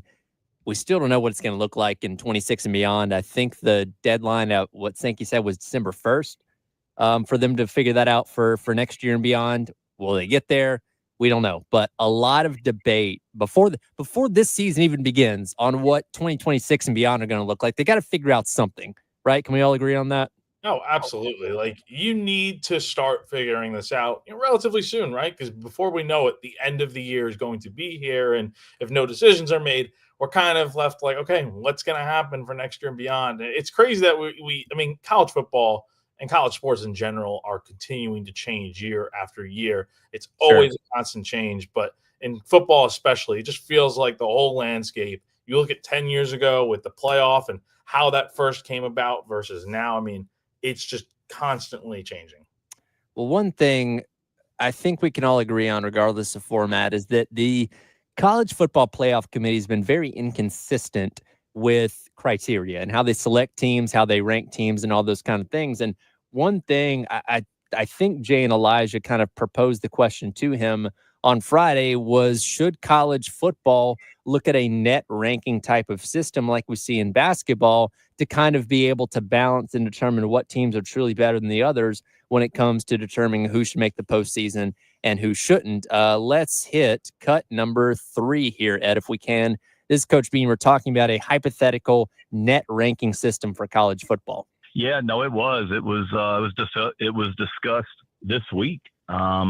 We were using the example of what you just alluded to. We talked about the NCAA men's basketball tournament this year and how the SEC got so many teams into the tournament. And then what it ended up being, I think 7 of the Sweet 16 was SEC teams, if I'm not mistaken. Yep. They got the bulk of the league in, and they followed specific metrics and quad wins, and the committee got it right. And you look at, we use the example of baseball with the number of SEC baseball teams that are in the tournament and the metrics that committee uses. Softball, with I think 7 of the top 8 teams, I think last weekend for super regionals were SEC teams in the softball tournament, and they all use, different metrics. So it's absolutely something that we've talked about. It's something that we talked about this week, and we use other sports in this league as examples without a doubt. So, I think there certainly needs to be different metrics, whatever you want to call it, in looking at who the best teams are. And certainly under the SEC released something, I believe, yesterday, just some criteria, or not criteria, but some facts just in regards to strength of schedule and the success that our teams have had across the country over the last 5 years. And that's something that we went over in those meetings. And Commissioner Sankey said we're going to release this to the media in a couple days. And that's another aspect of it. And the strength of schedule, as you mentioned, was a big harping point for the SEC. And the media got this big packet of 7 or 8 pages before they left on Thursday of, all these metrics and areas where the SEC has been better than all these other conferences over the past handful of years, making the point about, hey, this strength of schedule should matter a whole lot more when it comes to the college football playoff selection process. Again, the argument last year was, okay, is an 11-1 Indiana or a 12-1 SMU team, or 11-2 SMU team better than a 9-3 Alabama or a 9-3 Ole Miss or a 9-3 South Carolina? And because there's so little crossover between those conferences, it's an impossible question to answer. But the SEC kind of gets the benefit of the doubt as being the toughest conference, which is where these debates come up. And when you talk about the men's basketball net system and women's basketball as well, it takes in things like the results of the game, obviously head-to-head, strength of schedule, the location, the net offensive, defensive efficiencies, the quality of the wins. There are so many baked in metrics to the net ranking system. And it's not the end all be all when it comes to selecting teams, but it's a very good guideline that the people in charge of putting teams in the NCAA tournament use a lot in determining who's going to go in and who's not, to where, it's a lot easier, I think, to project who's going to get in and who isn't, because if you follow the net rankings and RPI and all those kind of things, you can kind of piece together who's ahead of who. Yeah, I was just going to say the same thing for baseball and softball. They have the RPI system, which is how they kind of determine, okay, what teams get in and stuff. And that's why you see a lot of these SEC teams in baseball and softball getting in based on, they don't have the best season, but if they have a really good RPI, it's going to benefit them. And so in football's case, I think something like that would be nice. I mean, look, you have strength of schedule, you have all these other metrics that, need to be taken into account. And having it all in one place, like, you have with the RPI and the net, I think it would be very beneficial for football. But I think one thing we did learn from this past year with the playoff and the 12-team format for the first time, at least for the at-large bids, is that there's a certain threshold of wins you need to get to, obviously. Like a 9-3 team is not getting in over a 10-plus win team. Like that's why you see Indiana with an 11. It's very hard to leave out an 11-1 team. Like I know we saw Florida State 2 years ago get left out as a 13-0 team, and they didn't, obviously they got left out for another team in there. But for this past year with the 12-team format, you see teams like Indiana, 11, 10-win teams getting in. So I think that's probably the threshold. These teams like South Carolina, Alabama, Ole Miss, they're 9-win teams, but if they get the 10 wins, they're probably in the playoff, and this isn't really a discussion right now. See, my biggest thing when it comes to the college football playoff committee, and it's always been this way, is, it's made up of a lot of athletic directors. Yeah, there's some former coaches and former players and stuff like that, but I feel like the collective sum of the 13 people on an annual basis is not the best representation of who can really determine who the best teams are, right? And the problem comes in with athletic directors especially, is let's go back to our conversation last week about Greg Sankey, right? Greg Sankey is the commissioner of the Southeastern Conference. His job is to make sure that his schools are as profitable as possible, his conference is as profitable as possible. He does not care what the betterment of college football is. He's out there to make sure his schools earn as much money as possible. Athletic directors in the same kind of light are there to make sure their schools are as profitable and as flourishing as possible as well. So if I'm an athletic director for an ACC school, guess what? I'm probably going to lean a little bit more towards favoring an ACC team over a Big 12 team because that benefits my school and my conference as a whole. And I feel like that's a conflict of interest that we need to try and get out of that room as much as possible. Yeah, that's the thing, is that it's made up of people from different schools and backgrounds and stuff. It doesn't matter how objective you try to be. There's always going to be a little bit of bias in there, especially if you're like, if you went to Michigan or something, and we're talking about Ohio State being on the fringe or something as an example. Are you really going to put them in? Like, there is a lot of conflict of interest, and I don't know how you would fix it. I do think you just need to get to a point where it's hard to find the most objective people out there, but like, I think there needs to be something different in terms of the way they do it, in my opinion. Yeah. And I'm looking right here, the playoff committee last year, obviously Ward Manuel was the spokesperson. He's the athletic director at Michigan. So obviously anything that involves, Big Ten schools, that's obviously going to be in favor of him. You've got former coaches like Gary Pinkel and Mike Riley and stuff like that. But I don't know what the perfect answer is. Is it an entire, room full of former coaches? Is it half coaches, half players that, can remove themselves enough from the respective universities they represent? I don't know, but I do think when you kind of go back to what Beamer said in the clip there, when you introduce enough analytics to it that help the decisions being made to take the subjectivity out of it, I feel like that's our best case scenario here, right? Yeah, and I think would it be the worst thing to go back to a computer-based system where there's no, bias in there? It's just straight facts, straight numbers, and it comes from a computer, like the BCS system. Like, is there a way to revamp it potentially to where it's more modernized and has all these different things taken into account? I think that is something that would probably be the best solution. But again, they went away from the BCS system years ago. Now, there is a human element to the BCS because it did factor in some polls as well. So the voting and writers and stuff like that, to some degree, do still have an effect on the BCS formula. But like you said, if you modernize it a little bit, then I do feel like it's something that could work.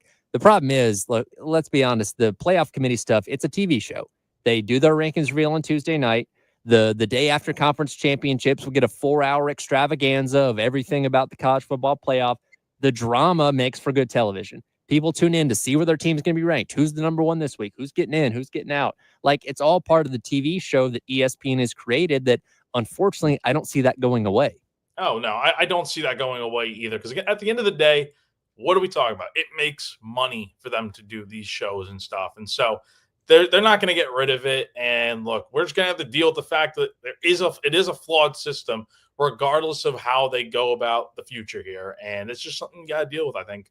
Well, one team that didn't have to worry about the college football playoff committee because they got themselves in the playoffs by winning their conference championship was the Arizona State Sun Devils. Their head coach, Kenny Dillingham, making a bold proclamation about them being the surprise team of the 2020s. Is he right? We'll dive into that coming up next. It is the halftime show. Tyler Head and Jack Beltry on your Monday on the Game.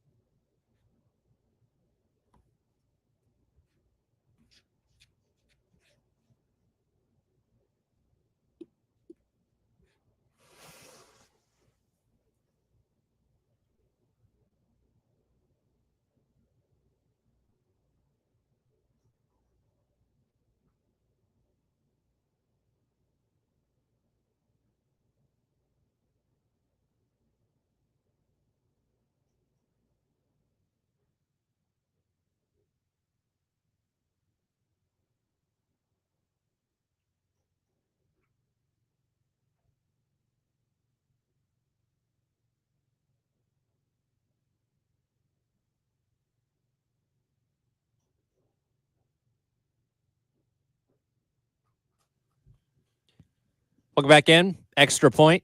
There I go. I did it. It took me an hour and a half, Jack, but I finally did it. I called the show the wrong name.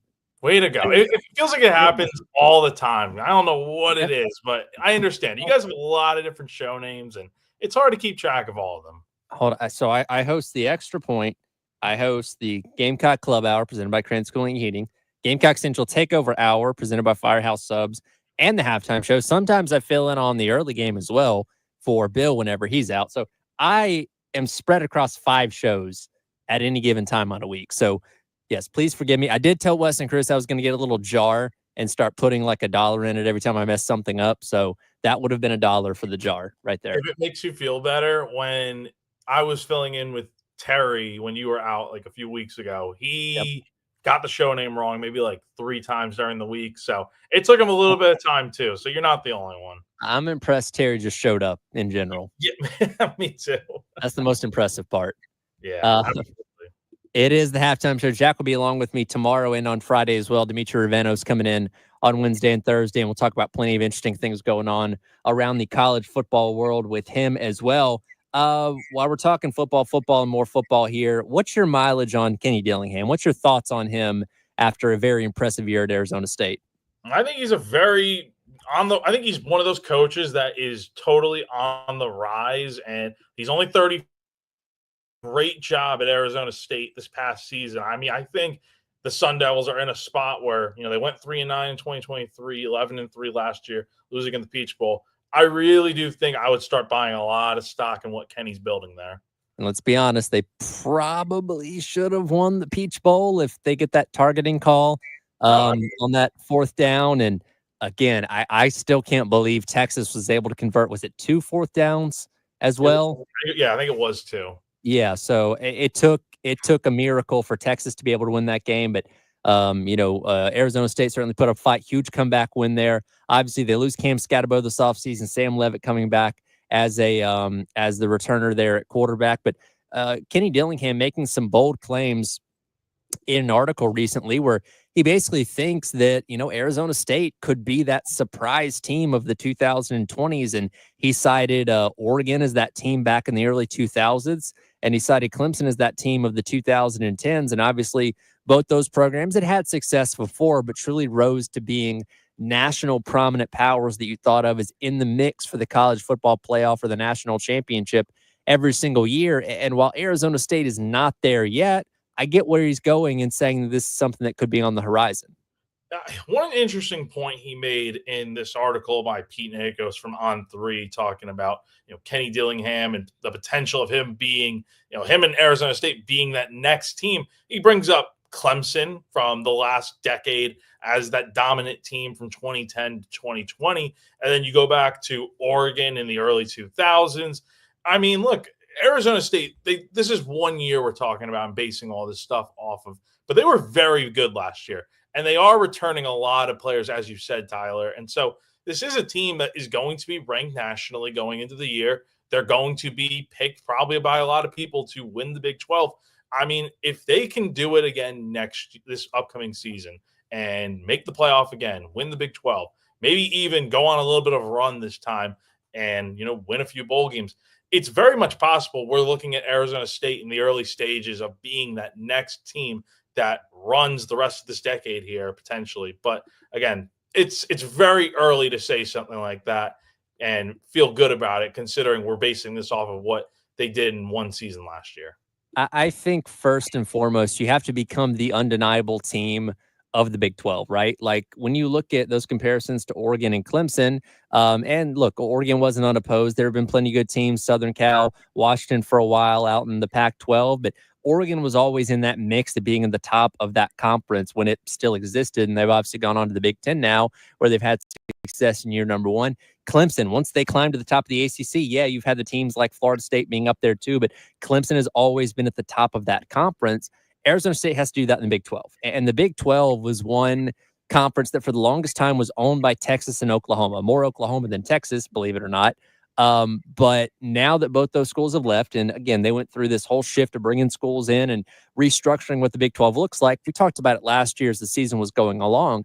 That was the most wide open conference. What they went into the last 3 weeks of the regular season, there was like 9 schools that still had a shot to make the conference championship game. It obviously ended up being Arizona State and Iowa State that played in Dallas for the right to go to the college football playoff. So step number 1 for me is become that program that is seen as above everybody else in your respective conference. If you can be the team of the Big 12, doesn't mean you're going to win it every single year, but you should routinely be in that conference championship game and playing your way into the college football playoff. That's kind of like step 1 in terms of establishing yourself as that team that rose up through an entire decade.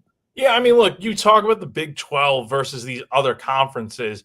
I think when Texas and Oklahoma were in there, even though with how good those programs are and some other teams that have been pretty good in that conference over the years, I mean, look, they're not – the Big 12 is not on the same level of, you know, when people talk about best conferences in college football, you look at the SEC and the Big 10 as the big players.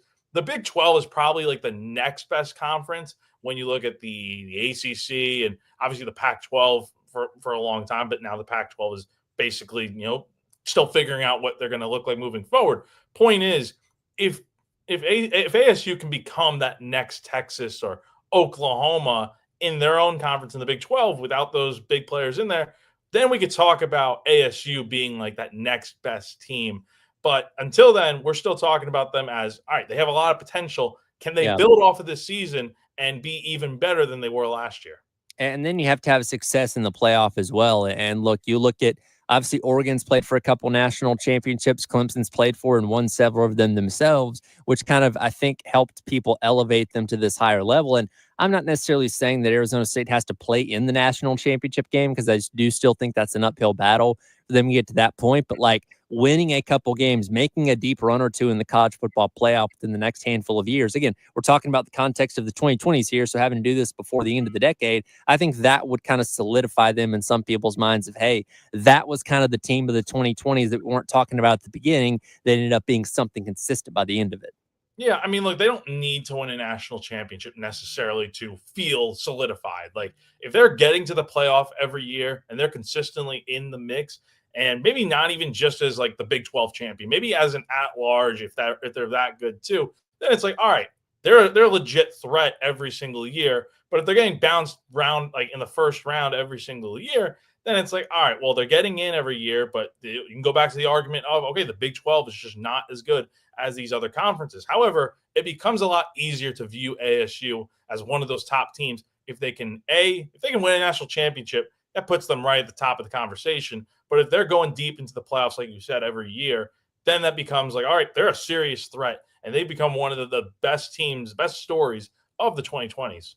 By the way, I like Kenny Dillingham a lot. He's somebody that's not afraid to speak his mind. There was one of the games last year where their kicker had missed a couple field goals, and he's like, yeah, if you want to come try out as kicker, we got open tryouts coming up on Monday or something like that. Like, I appreciate the brashness. He's a young head coach, obviously somebody that can relate to the players really well. And I don't know if you remember this, he put in his contract with Arizona State that they must spin up to the full allotment of the new revenue sharing cap, or else he can leave, essentially. Like, that is a guarantee in his contract. They must hit that $20.5 million mark or whatever it is to ensure that his football program is in the best position possible. Genius move, by the way. Like, I like the things this guy's doing and where he's positioning Arizona State early on in this thing. He's just a guy that's playing chess, not checkers. Like, he's someone that knows what he's doing, and he's doing it at such a young age too. I mean, this is a 35-year-old head coach, and he's really got a chance to make ASU into one of the more prominent programs here. And I think he's definitely someone that can go out there and do it for sure. We'll see if they can follow up last year's success with another good year in 2025. We'll come back. We'll wrap up the hour. Hit your Firehouse Subs text of the hour. Coming up next here on the Halftime Show, Tyler Head and Jack Beltry on the game.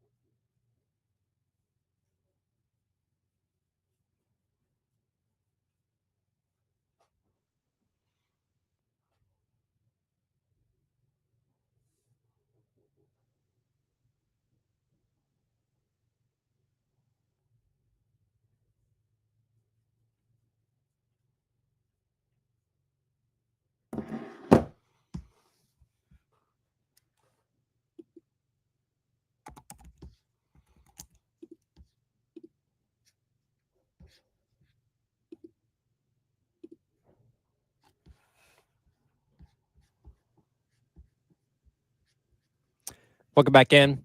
Halftime show. Tyler Ed, Jack Beltry, Ed Bird producing on the other side of the glass. Captain Dave had to fill in this morning for Jen on the early game. He went to see his favorite band, Larkin Poe, I believe in Asheville last night. He said he left at 2 a.m. to get here to do the early game by 6. That's some dedication right there. Hopefully Captain Dave is taking a really solid nap today. That's why he's the captain. He just gets things done, and he is the man. So I know Dave is very appreciated here at 107.5. Is there a band you would see knowing you're risking not sleeping before work the next day? Shoot, I don't know. I don't think so. I mean, I saw Metallica was in Charlotte over the weekend, so that might have been something like, all right, if I got offered to go to Metallica, I'd be like, yeah, for sure. It's a hard one to pass up. Yeah. Yeah, Metallica would be hard. I've always wanted to see Leonard Skinner. I'd probably go out of my way for that one.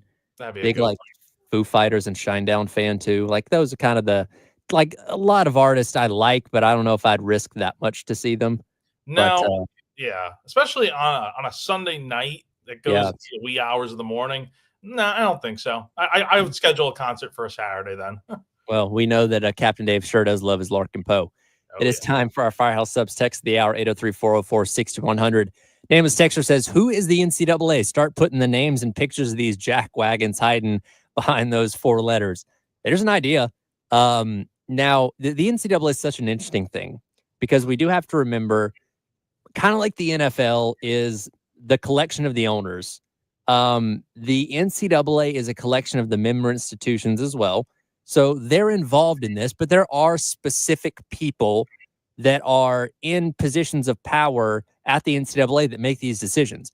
What their panel of people that decide who gets eligible and who doesn't looks like, I don't know. That's kind of the big question here. But yeah, if you could publicly display, hey, here are the people that are preventing Rasul Faison from being eligible as of right now, yeah, I'm down with it. I think there'd be pitchforks outside of all these people's homes and stuff, and honestly, probably outside of the NCAA headquarters. I mean, it is just kind of insane that we're still discussing the fact that, like, is he going to get cleared? Is he not? I mean, there's just no clear answer either. It's not like there's any rumblings or anything right now that we're hearing. It's just we're kind of just waiting and seeing, and we don't know when this thing's going to get cleared. I mean, if it does get cleared, also, like, this could just be a Tez Walker situation that goes into the season, and that would be we're talking about months from now if that's the case, which hopefully it just gets cleared. Like, hey, right now would be great. You think there's a Clemson alum in that group that's just trying to make this as difficult as possible? I would. It wouldn't shock me if there was. That would explain a lot of why this is taking so long. It's like, oh man, we find out Dabo Sweeney's cousin is on this on this board of people that approve eligibility and stuff. Oh my God! If that actually were the case and that got out there, I think South Carolina fans would do everything in their power to make sure that guy is not working at the NCAA. Not saying there is someone like that out there, but you never know. And that is something that is, we progress along with whatever college sports are going to look like in the next handful of years. I think the NCAA is always going to exist to some degree when it comes to like the NCAA eligibility and those kind of things. So even if we kind of get to this like Super League type of thing, there still has to be somebody that presides over eligibility and all those kind of things that I think the NCAA will always exist, at least in that degree, even if they don't quite have as much power as they do or as they once did. I think you do. I think you're right about that. I think you do need someone to kind of oversee this sort of stuff. And at the same time, though, I think what we learned from not just Rasul, but just other cases too, there needs to be a quicker due process with this. Now, how do you fix that? I'm not exactly sure. I mean, I'm not sure exactly what the NCAA, obviously they got a lot of different things to worry about, but I'm not sure how the totem pole works of, okay, most important topic versus least important and how they kind of figure that all out. But it is something that you'd like to see done a little bit quicker just because it feels like such a simple thing. But at the same time, for whatever reason, it's just not getting taken care of as swiftly as maybe we would like. Well, the question becomes of like, what else do they need? I know with the Tez Walker thing, there was arguments on both sides. Like, well, North Carolina didn't submit this paperwork in time, or we found this other stuff that they hadn't given us before, and North Carolina denied that. But if you have indeed given them all their information, I don't know what the hang up is. Like, do you read through it? Like, where's the hang up here that, again, we thought was going to be resolved 3 months ago, and now we're 3 months into the season, or until the season, and we're like, it could happen, it could not. Who knows? Yeah, and we've heard Shane Beamer talk about it over the last few weeks about the fact that they've done everything they've needed to do. They filed all the paperwork. When the NCAA has come back asking for more, they've given them more. So I don't know what the holdup is from that standpoint. It seems like South Carolina's done everything the right way. It's just, what is taking so long? Why is it taking this long to get a decision made when South Carolina's done seemingly everything they've needed to do to get some answer here?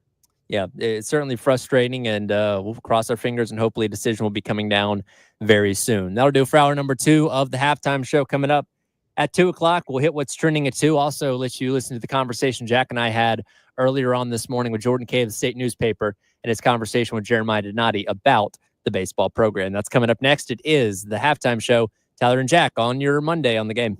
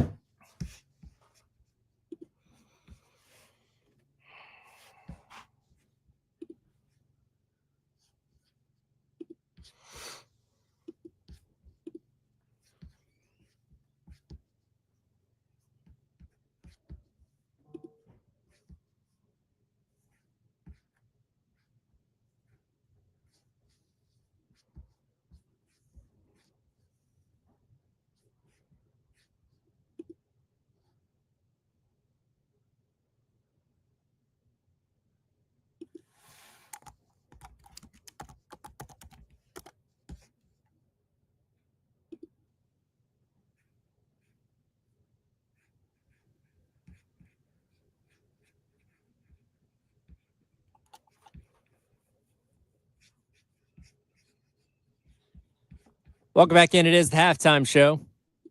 Tyler Head and Jack Beltry along with you here on your Monday on the Game. As we hit the 2 o'clock hour, it is indeed time for What is Trending at 2. And got a lot of college sports action going on over the course of the weekend. As we talked about a little bit earlier on, it was a wild weekend for the opening round or the opening regional rounds for NCAA baseball, and you had quite a few SEC teams not be able to make it out of their own regional, and the most surprising of which being the number 1 overall seed out of Nashville, Vanderbilt Commodores, not even making it to their conference, to the regional championship game, as Louisville ends up making it out of that regional after beating Wright State, the team that eliminated Vanderbilt earlier on yesterday afternoon.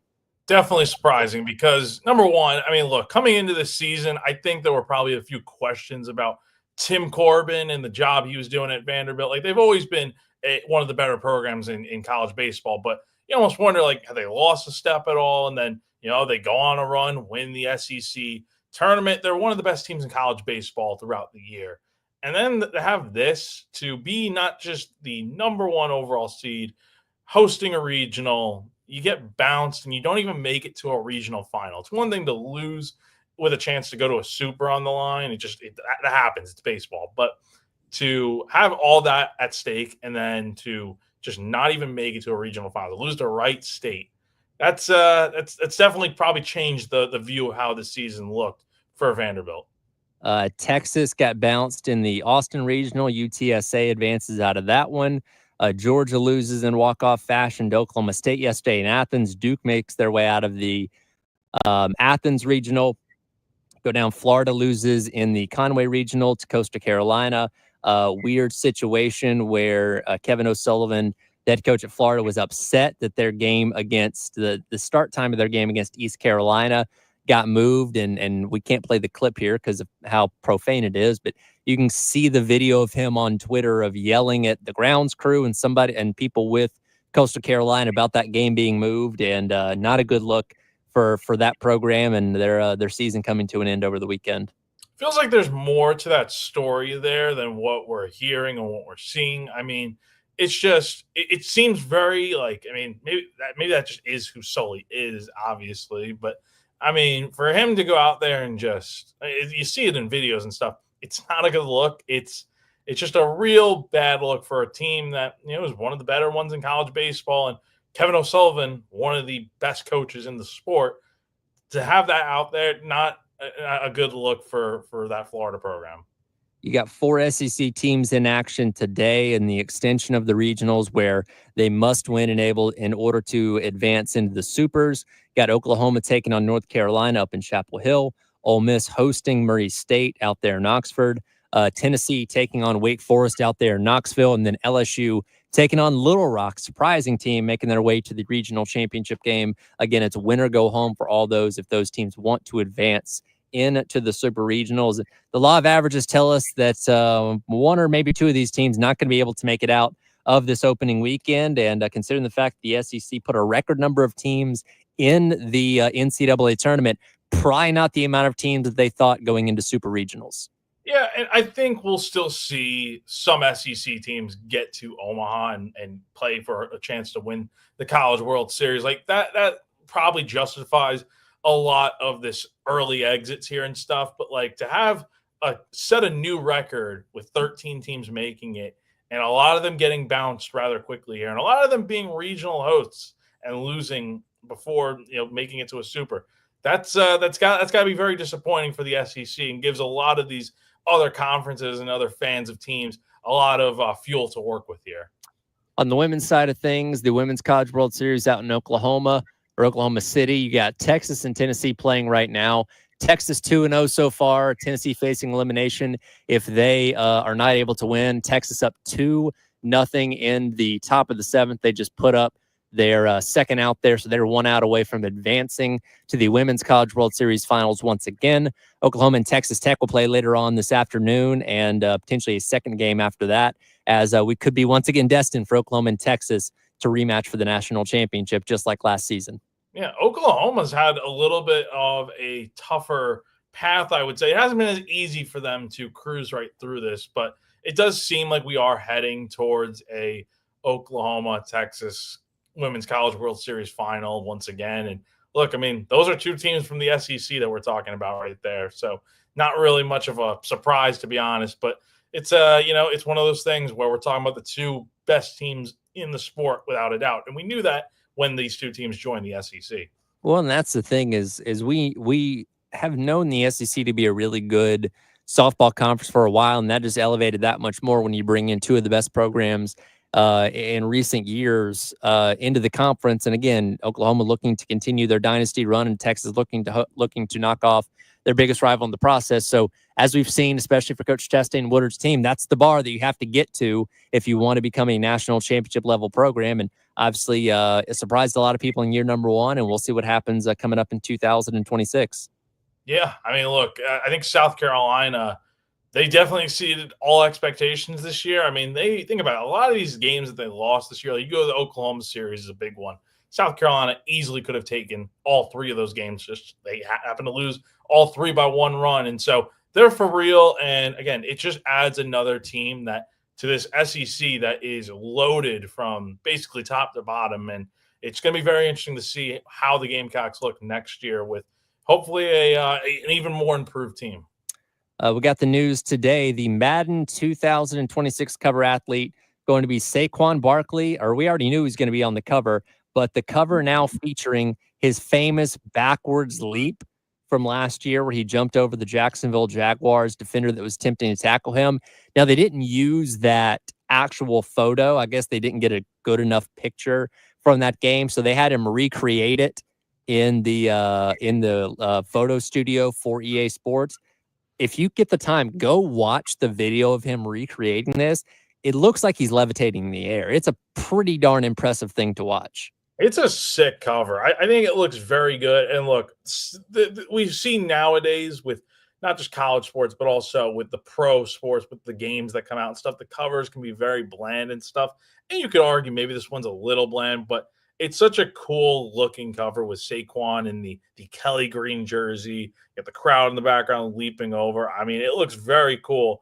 Now, that is obviously recreated, right, with the player at the bottom. How much do you think the player at the bottom gets paid to be on the cover for that? Now, do you get to consider yourself a cover athlete if that's you? Now, there's no markings on the helmet. Again, he did it against the Jaguars, but they've just chosen to go with a generic-looking player for this. Can you consider yourself a cover athlete if that's you?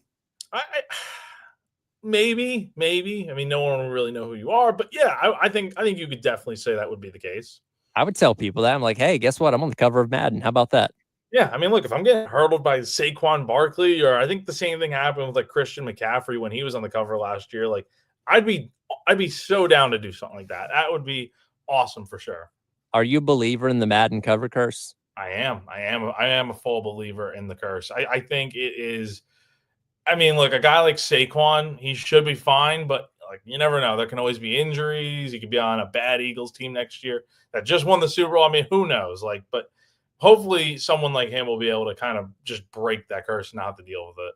I found this breakdown from JJ Post on ESPN today that it seems like in recent years, the Madden cover hasn't been as big of a curse. You obviously had McCaffrey deal with his injury this past year. I mean, Josh Allen still had a really good season a couple years ago, despite being on the cover. I mean, you had Mahomes making the Super Bowl in his cover year. Antonio Brown fell off the face of the earth. Gronkowski got injured his cover year, but the Patriots still won the Super Bowl. Like, I feel like it hasn't been as bad as it was in the early 2000s, where it felt like everybody that got on the cover had something bad happen to them almost immediately. You look at like the further you go back, a lot of these guys do end up having these crazy things happen, and it's just like what, like how does this happen? So, I mean, like I think Peyton Hillis is a perfect example of a guy that got on the cover, had a great season with the Browns, and then we never hear from him again after a few years. So it's just one of those things where a lot of these guys have this strange thing happen to them, and then it becomes the Madden curse. Well, the Peyton Hillis thing, again, that was one really, really good year with the Browns that I think we could have foreseen maybe him taking a step back, and that's certainly what happened. He's probably one of the most obscure covers we have ever had for that game, I feel like. He is, I mean, again, credit to him. He had a great 1 year with the Browns there and probably deserved to be on the cover, but also it's like, I mean, you just never hear from him after that. And like, how often do we see something like that? Like, is he the one that's like the biggest Madden cursed guy that's been on the cover before, you think? No, I remember. So when Vic was on the cover of '04, the day after the game came out, he broke his leg in a preseason game. That was pretty egregious, I feel like. Yeah, I gotta imagine though, like when EA comes out and offers guys, because I'm sure they have a list of guys they want to put on the cover. I wonder how many of them actually how many of these players actually turn it down just knowing this thing exists. I feel like, I hope I'm not making this up. I feel like I read this somewhere. I think Peyton Manning may have refused to be on the cover because, like, how do you have a 20+ year career that great and not end up on the cover of Madden at some point? Yeah, you'd think a guy like him would be on the cover at some point, but obviously not. And yeah, And look, I'm superstitious. I get it. Like, if I thought something was going to curse me, I wouldn't want to be on the cover of it either. no, definitely not. But again, it probably pays pretty well, and so a lot of these guys that are on the cover though are the best of the best, and so you're not getting these random guys that that are great for a year like Peyton Ellis, and then just never heard from again after. Peyton Manning doesn't strike me as a big video games guy anyway, if we're being honest. No, he definitely does not. So again, Saquon Barkley on the cover of Madden 2026, and you'll see him in that Kelly Green jersey, backwards leaping over a defender. If you do end up buying the game, I haven't bought a Madden game in years because they haven't really gotten that much better. I'm more excited for College Football 26 than anything else. So when because I bought a PS5 last year solely just because I wanted to play the college football game. Yep. I did end up getting Madden as well and played it for a little bit. It's fun. It's great. It does feel a little bit generic like the other ones. But after that, I mean, I have not played the Madden game in so long. So definitely probably would. I don't know if I'd get the new one here, but it's still a fun game. The last Madden I bought was that one that Gronk was on the cover of, and that was Madden 17. Yeah, it's been a while. That definitely is a while right there. Earlier on this morning, we talked with Jordan Kay of the State newspaper. He got a chance to talk to Jeremiah Donati about what's been uncovered about Coach Maneri's baseball program and got his thoughts on where things stand and looking ahead to the future. We'll play that for you coming up next. It is the halftime show. Tyler Head and Jack Veltri along with you on your Monday on the Game.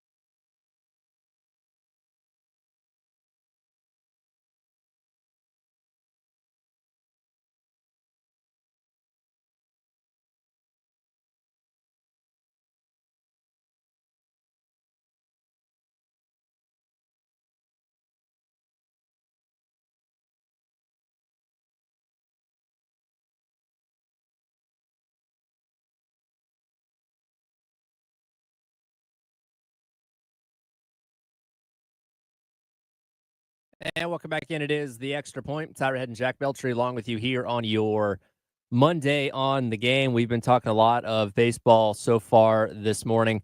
Crazy weekend for the NCAA regionals. Of course, South Carolina not a part of that this year, as it was the worst season since the team has joined the SEC in year number 1 under Paul Mainieri. And of course, we've talked at length about what happened a couple weeks ago with John Whittle's story of the Big Spur, exposing some things behind the scenes when it comes to why this season went as wrong as it did. And we've been waiting for some kind of word from somebody, whether it be him or Jeremiah Donati, the AD, to address what was written about the program. And we finally got some of those answers. Our guy, Jordan Kay of the State newspaper, put out an article over the weekend after a conversation with Jeremiah Donati.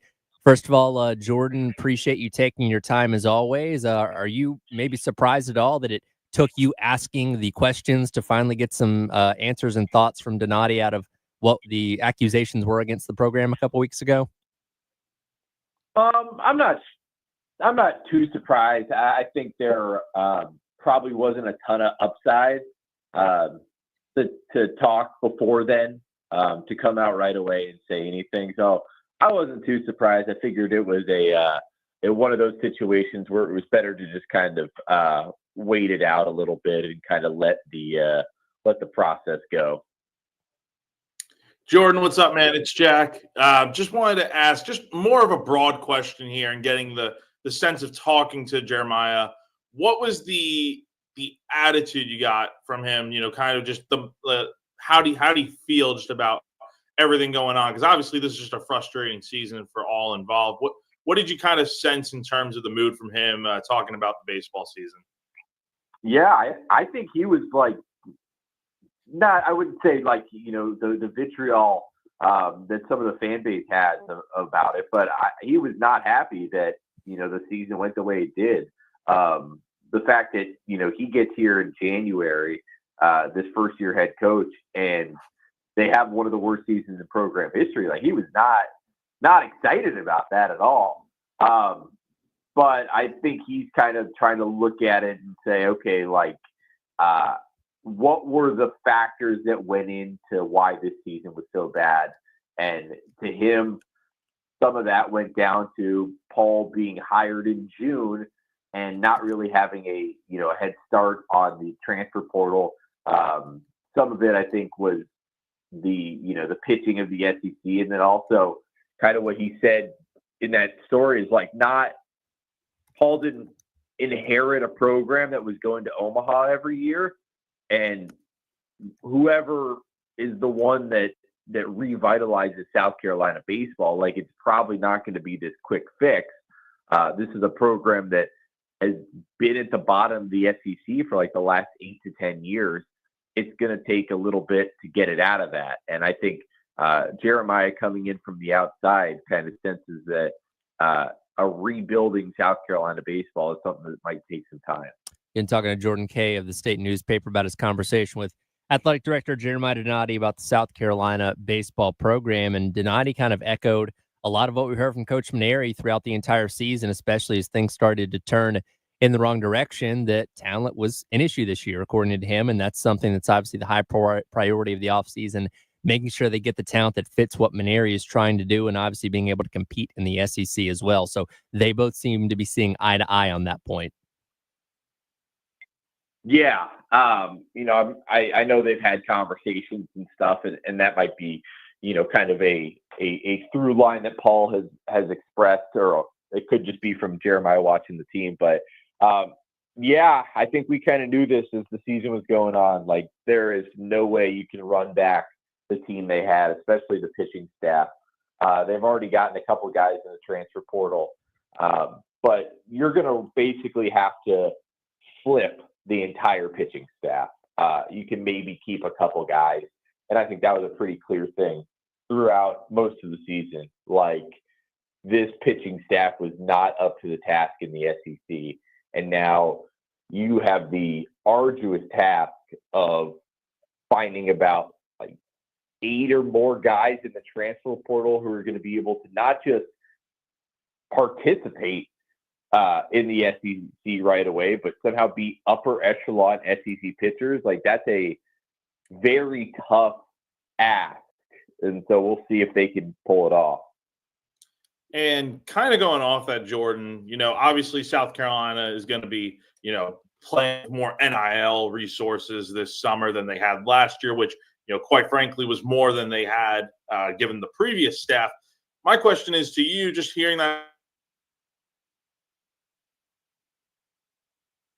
Oh, did we lose Jack? Do you solve there he is. the problems they have? Can you ask the last part of the question, Yeah, Jack? I lost you, you. you Sorry, cut out, I think you I cut think we out got a there little for a second. disconnected there. Go ahead. Just the NIL resources, Jeremiah bringing that up. Obviously, South Carolina's going to have more money to play with, it seems, this offseason. Do you feel like that is the solution to fixing this here? And, do you feel like there's more that they can do to kind of get this thing back on track to where they want to be? I don't know if it's the solution, but I mean, it's a start. It's what you have to do in this day and age. You've got to put money behind your team and let your coach go out to the transfer portal and throw out competitive offers to high-level pitchers. Is that everything? No. I mean, there has to be plenty of other things that get tweaked, but it's a start. And I do think one thing when you talk about resources in this day and age is it's not always just NIL. One thing Paul pushed for and the administration kind of granted is in the past, kids hadn't been allowed to, or South Carolina hadn't paid for kids like summer school tuition. So, football players, if they want to, they enroll, if you're a freshman, you enroll in June, May, actually, because a couple of the kids just enrolled. You go through all of summer workouts with the strength and conditioning staff at South Carolina. Then by the time fall ball rolls around, you've already been within the program for 2 or 3 months. Like, that's a very important part of new guys arriving on football teams. That was not the case for South Carolina baseball. These guys, because, the school didn't pay for summer school tuition for baseball players, if you were a newcomer at South Carolina, you showed up on August or whenever that fall semester started. So now they're going to pay for the summer school tuition. So these newcomers, the transfers, the freshmen, can show up in the summer, go through the strength and conditioning program. It's things like that, that a lot of people don't consider that, really I had never even thought of, that I think is some of the resources where they're trying to also help Paul. In a couple more minutes here with Jordan Kay of the State newspaper, and Donati, as expected, mentioned the fans and the passion for this program. And do you think in your conversation with him, seeing all this negativity that surrounded the program this year and how bad it was, do you think he truly understands fully just how much baseball means to people here at South Carolina, given the fact that he's just coming in as a new guy back in January? I'm not sure. That's a tough one. I do think his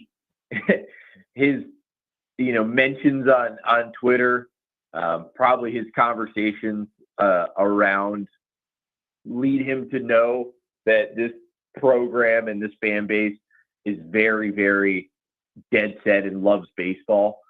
So I don't think it's something that's just totally passing him by. But, you do have to kind of point to the fact that since he's been here, the only time he's really seen a full stadium is like opening day when they were honoring Ray Tanner.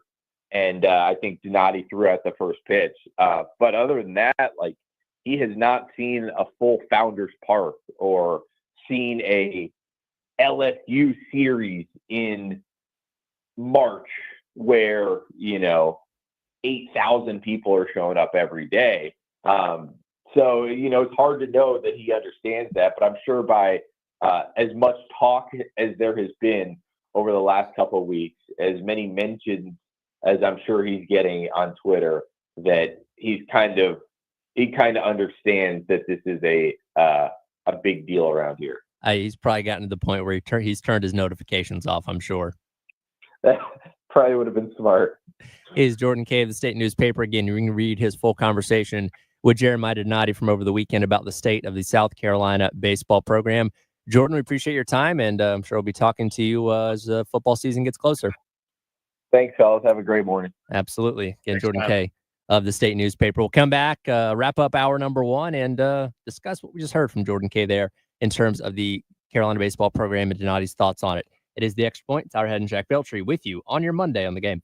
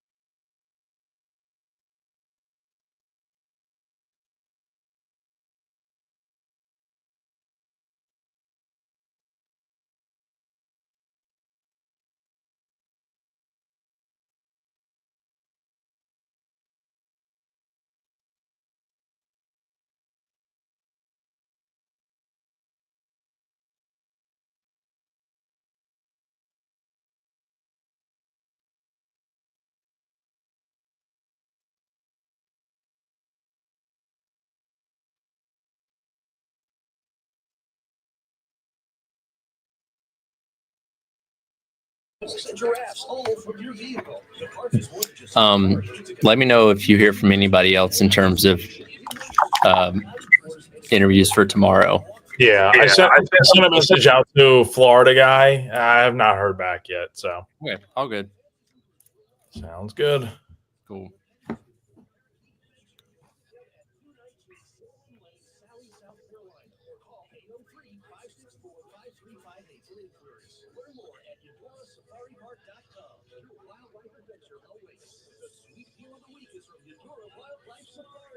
Beginning this Friday, log on to 1075thegame.com and click Sweet Deals to get a $50 gift certificate to Eudora Wildlife Safari Park for just $25. Don't miss out. For a limited time only, new iMart Express customers enjoy 40% off your first purchase during our Inflation Buster sales event. With eye exams available and free same-day speed, you'll get your glasses in a blink, so you never miss a moment. Shop the sale today and get 40% off for all first-timers. It's one more way we're taking care of our customers with inflation-proof pricing. iMart Express.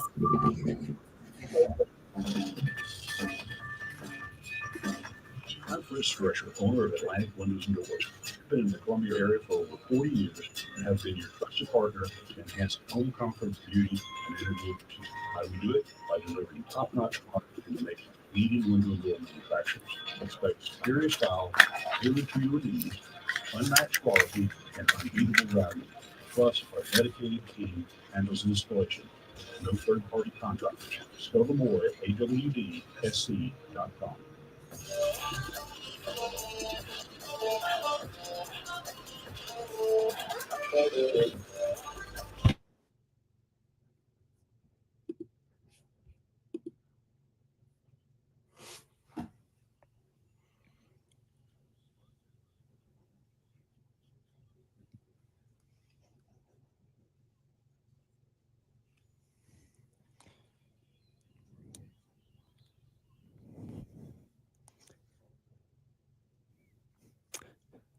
Welcome back in. It is the halftime show. Tyler Ed and Jack Beltry with you on your Monday here on the game. It is time for the greatest day in the history of the world. Always like to go old school with the first one. 1883. The first night baseball game under the lights took place in Fort Wayne, Indiana. I mean, they had electricity back then. I would think I would love to know what the lighting setup for that looked like, because I don't think it's what we're thinking of. You know what I mean? Yeah, I don't think it's like, full, light tower structures like we see now. Like, I mean, I wonder what it would have looked like, but probably not even anywhere close to what we're thinking. Yeah, it's kind of one of those things. Do you get people to just stand around with lanterns? Maybe. Probably. And it's crazy to think about that, because you look at it from the MLB standpoint. I mean, the Cubs were like I think they were the last team to get lights in 1988. So we're talking about a full 100 years before the Cubs ever got lights that there was a game played under the lights for the first time. Yeah, so this would have been, again, Fort Wayne, Indiana here, June 2nd of 1883. I'm trying to see who they were playing. Fort Wayne Professionals versus a team named Quincy. I think that might have been a college team. Like a combination team. Okay, interesting. Either way, 1883 first game played under the lights. That's the claim, at least. I believe this Fort Wayne team was minor league as well. So again, and 105 years before the Cubs ever played a night game, which is funny to think about. Fast forwarding 1935, future Baseball Hall of Famer and slugger Babe Ruth announced his retirement as a player at 40 years of age. Now, that's old for today's players. A lot of them retire before they hit the age of 40. Think about that, though. Like, people age so differently now compared to back then. Retiring at 40 back in 1935? I mean, that's equivalent to retiring at, like, I don't know, 50 or 55 now, probably. Oh, yeah. And you have to consider a lot of different factors. Number one, like, the training is way different back then compared to now. Like, it's like you look like a guy like LeBron James, playing into his 40s, he has his body in the best shape ever. Babe Ruth, probably not the same case at all. Like, not to say that Babe was, completely out of shape, which, depend on like what you look at. Maybe he was, but I mean, this is a guy that was still mashing well into his later age. I mean, that 1935 season that he played, I mean, only 6 home runs, 12 RBIs. The year before that, and his last year with the Yankees, I mean, he hit 22 homers, and the year before that hit 34. So he was still very much a productive player, but obviously time is still undefeated against everyone. Yeah, he only played in 28 games that final year.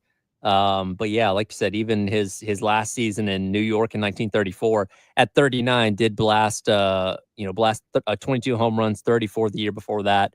And again, it all has to come to an end at some point. But yeah, playing until you're 40 back in 1935, that's got to be like playing into your mid 50s now. I would think. 1987 Mariners draft King Griffey Jr. #1 overall. Has there ever been a cooler #1 overall pick in the Major League Baseball draft? He is one of those guys that was very good throughout his career. Obviously, I think we can easily say he was worth the #1 draft pick for sure. But the thing with Griffey is, despite hitting 630 home runs, despite all the accolades he has, despite being the player that he was, you still feel like there was so much more he could have done if not for injuries. Like, we're talking about potentially the greatest baseball player of all time, probably shattering the home run record easily. Like, it's just one of those things where he was so great for so many years, but once he signed with the Reds and stuff, had a lot of injuries, and that definitely took a toll on him as his career went on. Yeah, and obviously, legacy with him and his dad. and one of the most loved players of all time. Very fun to watch. And like you said, kind of looking at his over the last 3 years of his career, he played in less than 50 games, and 2 of them jumped up to 117 in his next to last season. But that final year in Seattle, only 33 games played. Again, the injuries just plaguing him throughout the certainly back end of his career, but also the middle part there from 2002 2004. Never played in more than half of the games in a season when he was with with Cincinnati. So yeah, despite all that, despite the injuries, still put up an incredible career, and somebody that again, I feel like unless you're just a fan of an opposing team to him, I feel like everybody loves Ken Griffey, right? And when Griffey was at his best in those late 90s, like you think back to him, scoring the winning run against the Yankees in the 95 ALDS on that Edgar Martinez line drive down the left field line. I mean, it's just Griffey in his prime was probably like peak in terms of baseball talent. I mean, he was just that good. And that's why he could have easily been probably the greatest of all time if he just stayed healthy. Last one here, 2010, Tigers pitcher Armando Galarraga retired 26 batters in the game against Cleveland at Comerica Park. On the 27th, umpire Jim Joyce incorrectly called Jason Donald safe on a ground ball. Galarraga retired the next batter and finished with a 3-0 win. The umpire Joyce apologized to Galarraga after the game, and the media and the pitchers and the media and the pitcher publicly forgave him, saying nobody's perfect. The game has the moniker of the 28-out perfect game. I remember when this happened. It was a huge deal, and obviously that was before you could go back and review these kind of things. Now you'd be able to challenge it and get it overturned, but man, you really feel for the guy that had a no-hitter taken away from him on an incorrect call. And I can still picture it in my head to this day. Like, it's one of those plays where it's like he was the Jason Donald was out by a few steps. It's not one of those things where it's like, oh, it's a bang bang play. I mean, like the guy just got it wrong. No, this was like one of those things where you look at the monitor, you look back, it's like, and even in real time, he was out by a few steps. It's one of those things too. I'm not saying as an umpire, you should change the way you call a game based on what's happening.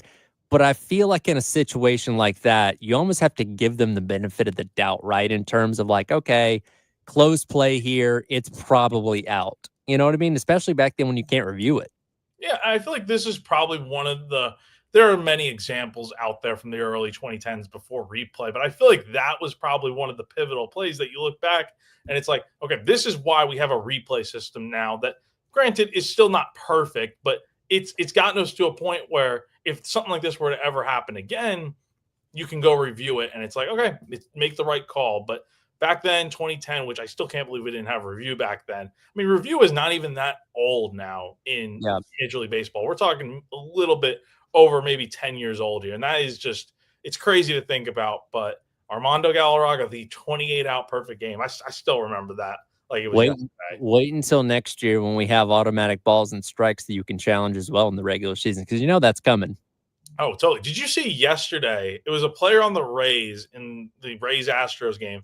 Guy gets ejected for tapping on his helmet, and that's how you indicate, hey, let's take a look at the balls and strikes and challenge it. He got ejected for doing that. So, yeah, that is going to be the way that you challenge that coming up next year, and I feel like it's going to get passed and approved. So be ready for it. So because again, more than anything else, you see so many calls outside of the zone or getting balls and strikes wrong. That's definitely coming, in my opinion. We're going to get to a point where we won't even need umpires out there anymore, which honestly, if technology is doing a better job, so be it. I can't wait for the day when a manager goes out there and yells at like a tablet or something like that made the incorrect call on a ball or a strike, or what they think's the incorrect call. Like that's going to be funny. Yeah, the robo umps, if you will. Technology taking over baseball, but yeah, Armando Galarraga getting his no-hitter taken away on this day back in 2010. We'll come back and wrap up the show, hit our Firehouse Subs text of the hour before we get out of here at 834-46100 here on the game.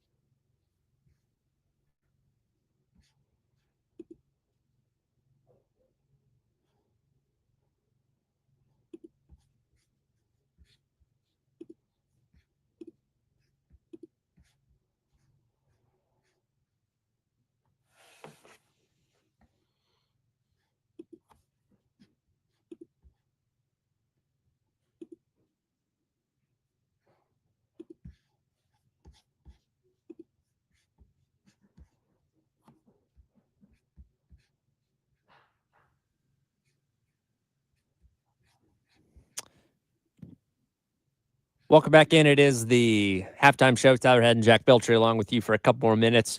We're going to hand things off to Jay and Elijah for the post-game show here on your Monday. Time for one final Firehouse Subs text of the hour at 803-404-6100. I like this from Tommy. It says, since Vanderbilt got bumped, we don't have to hear the Whistler during the College World Series. And for that, I think we're all thankful, right? I think so. Look, the Whistler, honestly, it took me a little while to figure out what the Whistler was, because last year when Vanderbilt came to Columbia, people kept like bringing it up to me, and I'm like who is the Vandy Whistler? I'd never heard of it before. I'm thinking like, oh, maybe it's something that just Vanderbilt does in their dugout or whatever. Well, it's a fan, and it's an old guy that literally just whistles like crazy throughout the game. And I've seen clips online of just him going, and I'm like, I'd hate to be the person next to him sitting there and having to deal with the whistling all game long. It's so annoying. If I remember correctly, I think there was 2 whistlers at one point in time. Yeah. That, like, sit on like opposite ends of the stadium and kind of go back and forth. So there's definitely the one guy. I've heard there is another guy. I'm not sure who it is, but yeah, I have heard the same thing, that there are 2 of them out there, which double the annoyingness, I guess. And obviously it's worse in person, but even when you're watching a game on TV, once you hear it and are aware of it, it messes with you the rest of the game, because now you can't block it out. And again, even if you're watching on TV, it's constant, and I feel like that ruins the watching experience. I don't know why. I guess it's just a tradition for Vanderbilt at this point that they just buy into it, but I mean, if that were me, I'd shut that thing down. It's just so irritating, and I'm sure for a lot of people they feel the same way. I remember I read a story about like the origins of the Whistler a couple of years ago, and I think he's like retired or something like that, and just kind of follows the team everywhere. He's got like his own van that's all like done up as the Vandy Whistler. Like, he's a super fan that's obviously loved out there in Nashville, but I think collectively hated by every other fan base in the SEC.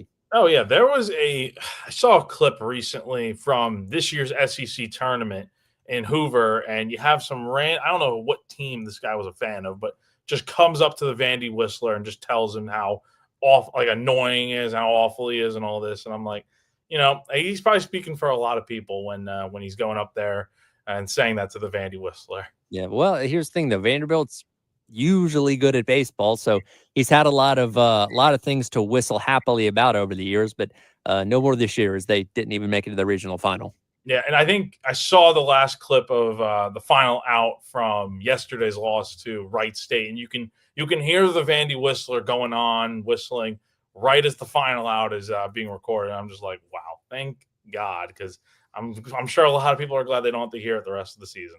Yeah, speaking of which, again, today you got North Carolina and Oklahoma getting rolling here in about 10 minutes time for their regional final up there in Chapel Hill. You'll get Ole Miss taking on Murray State, Wake Forest taking on Tennessee, and LSU taking on Little Rock. All 4 of those teams obviously looking to advance into the Super Regionals this upcoming weekend. And we'll kind of break it down tomorrow, but definitely not as many teams as we thought advancing through the first round of the tournament. And I do want to kind of get into the dynamic of which of these tournaments in college sports is the hardest to make your way through, because baseball makes a very strong case for being the toughest one.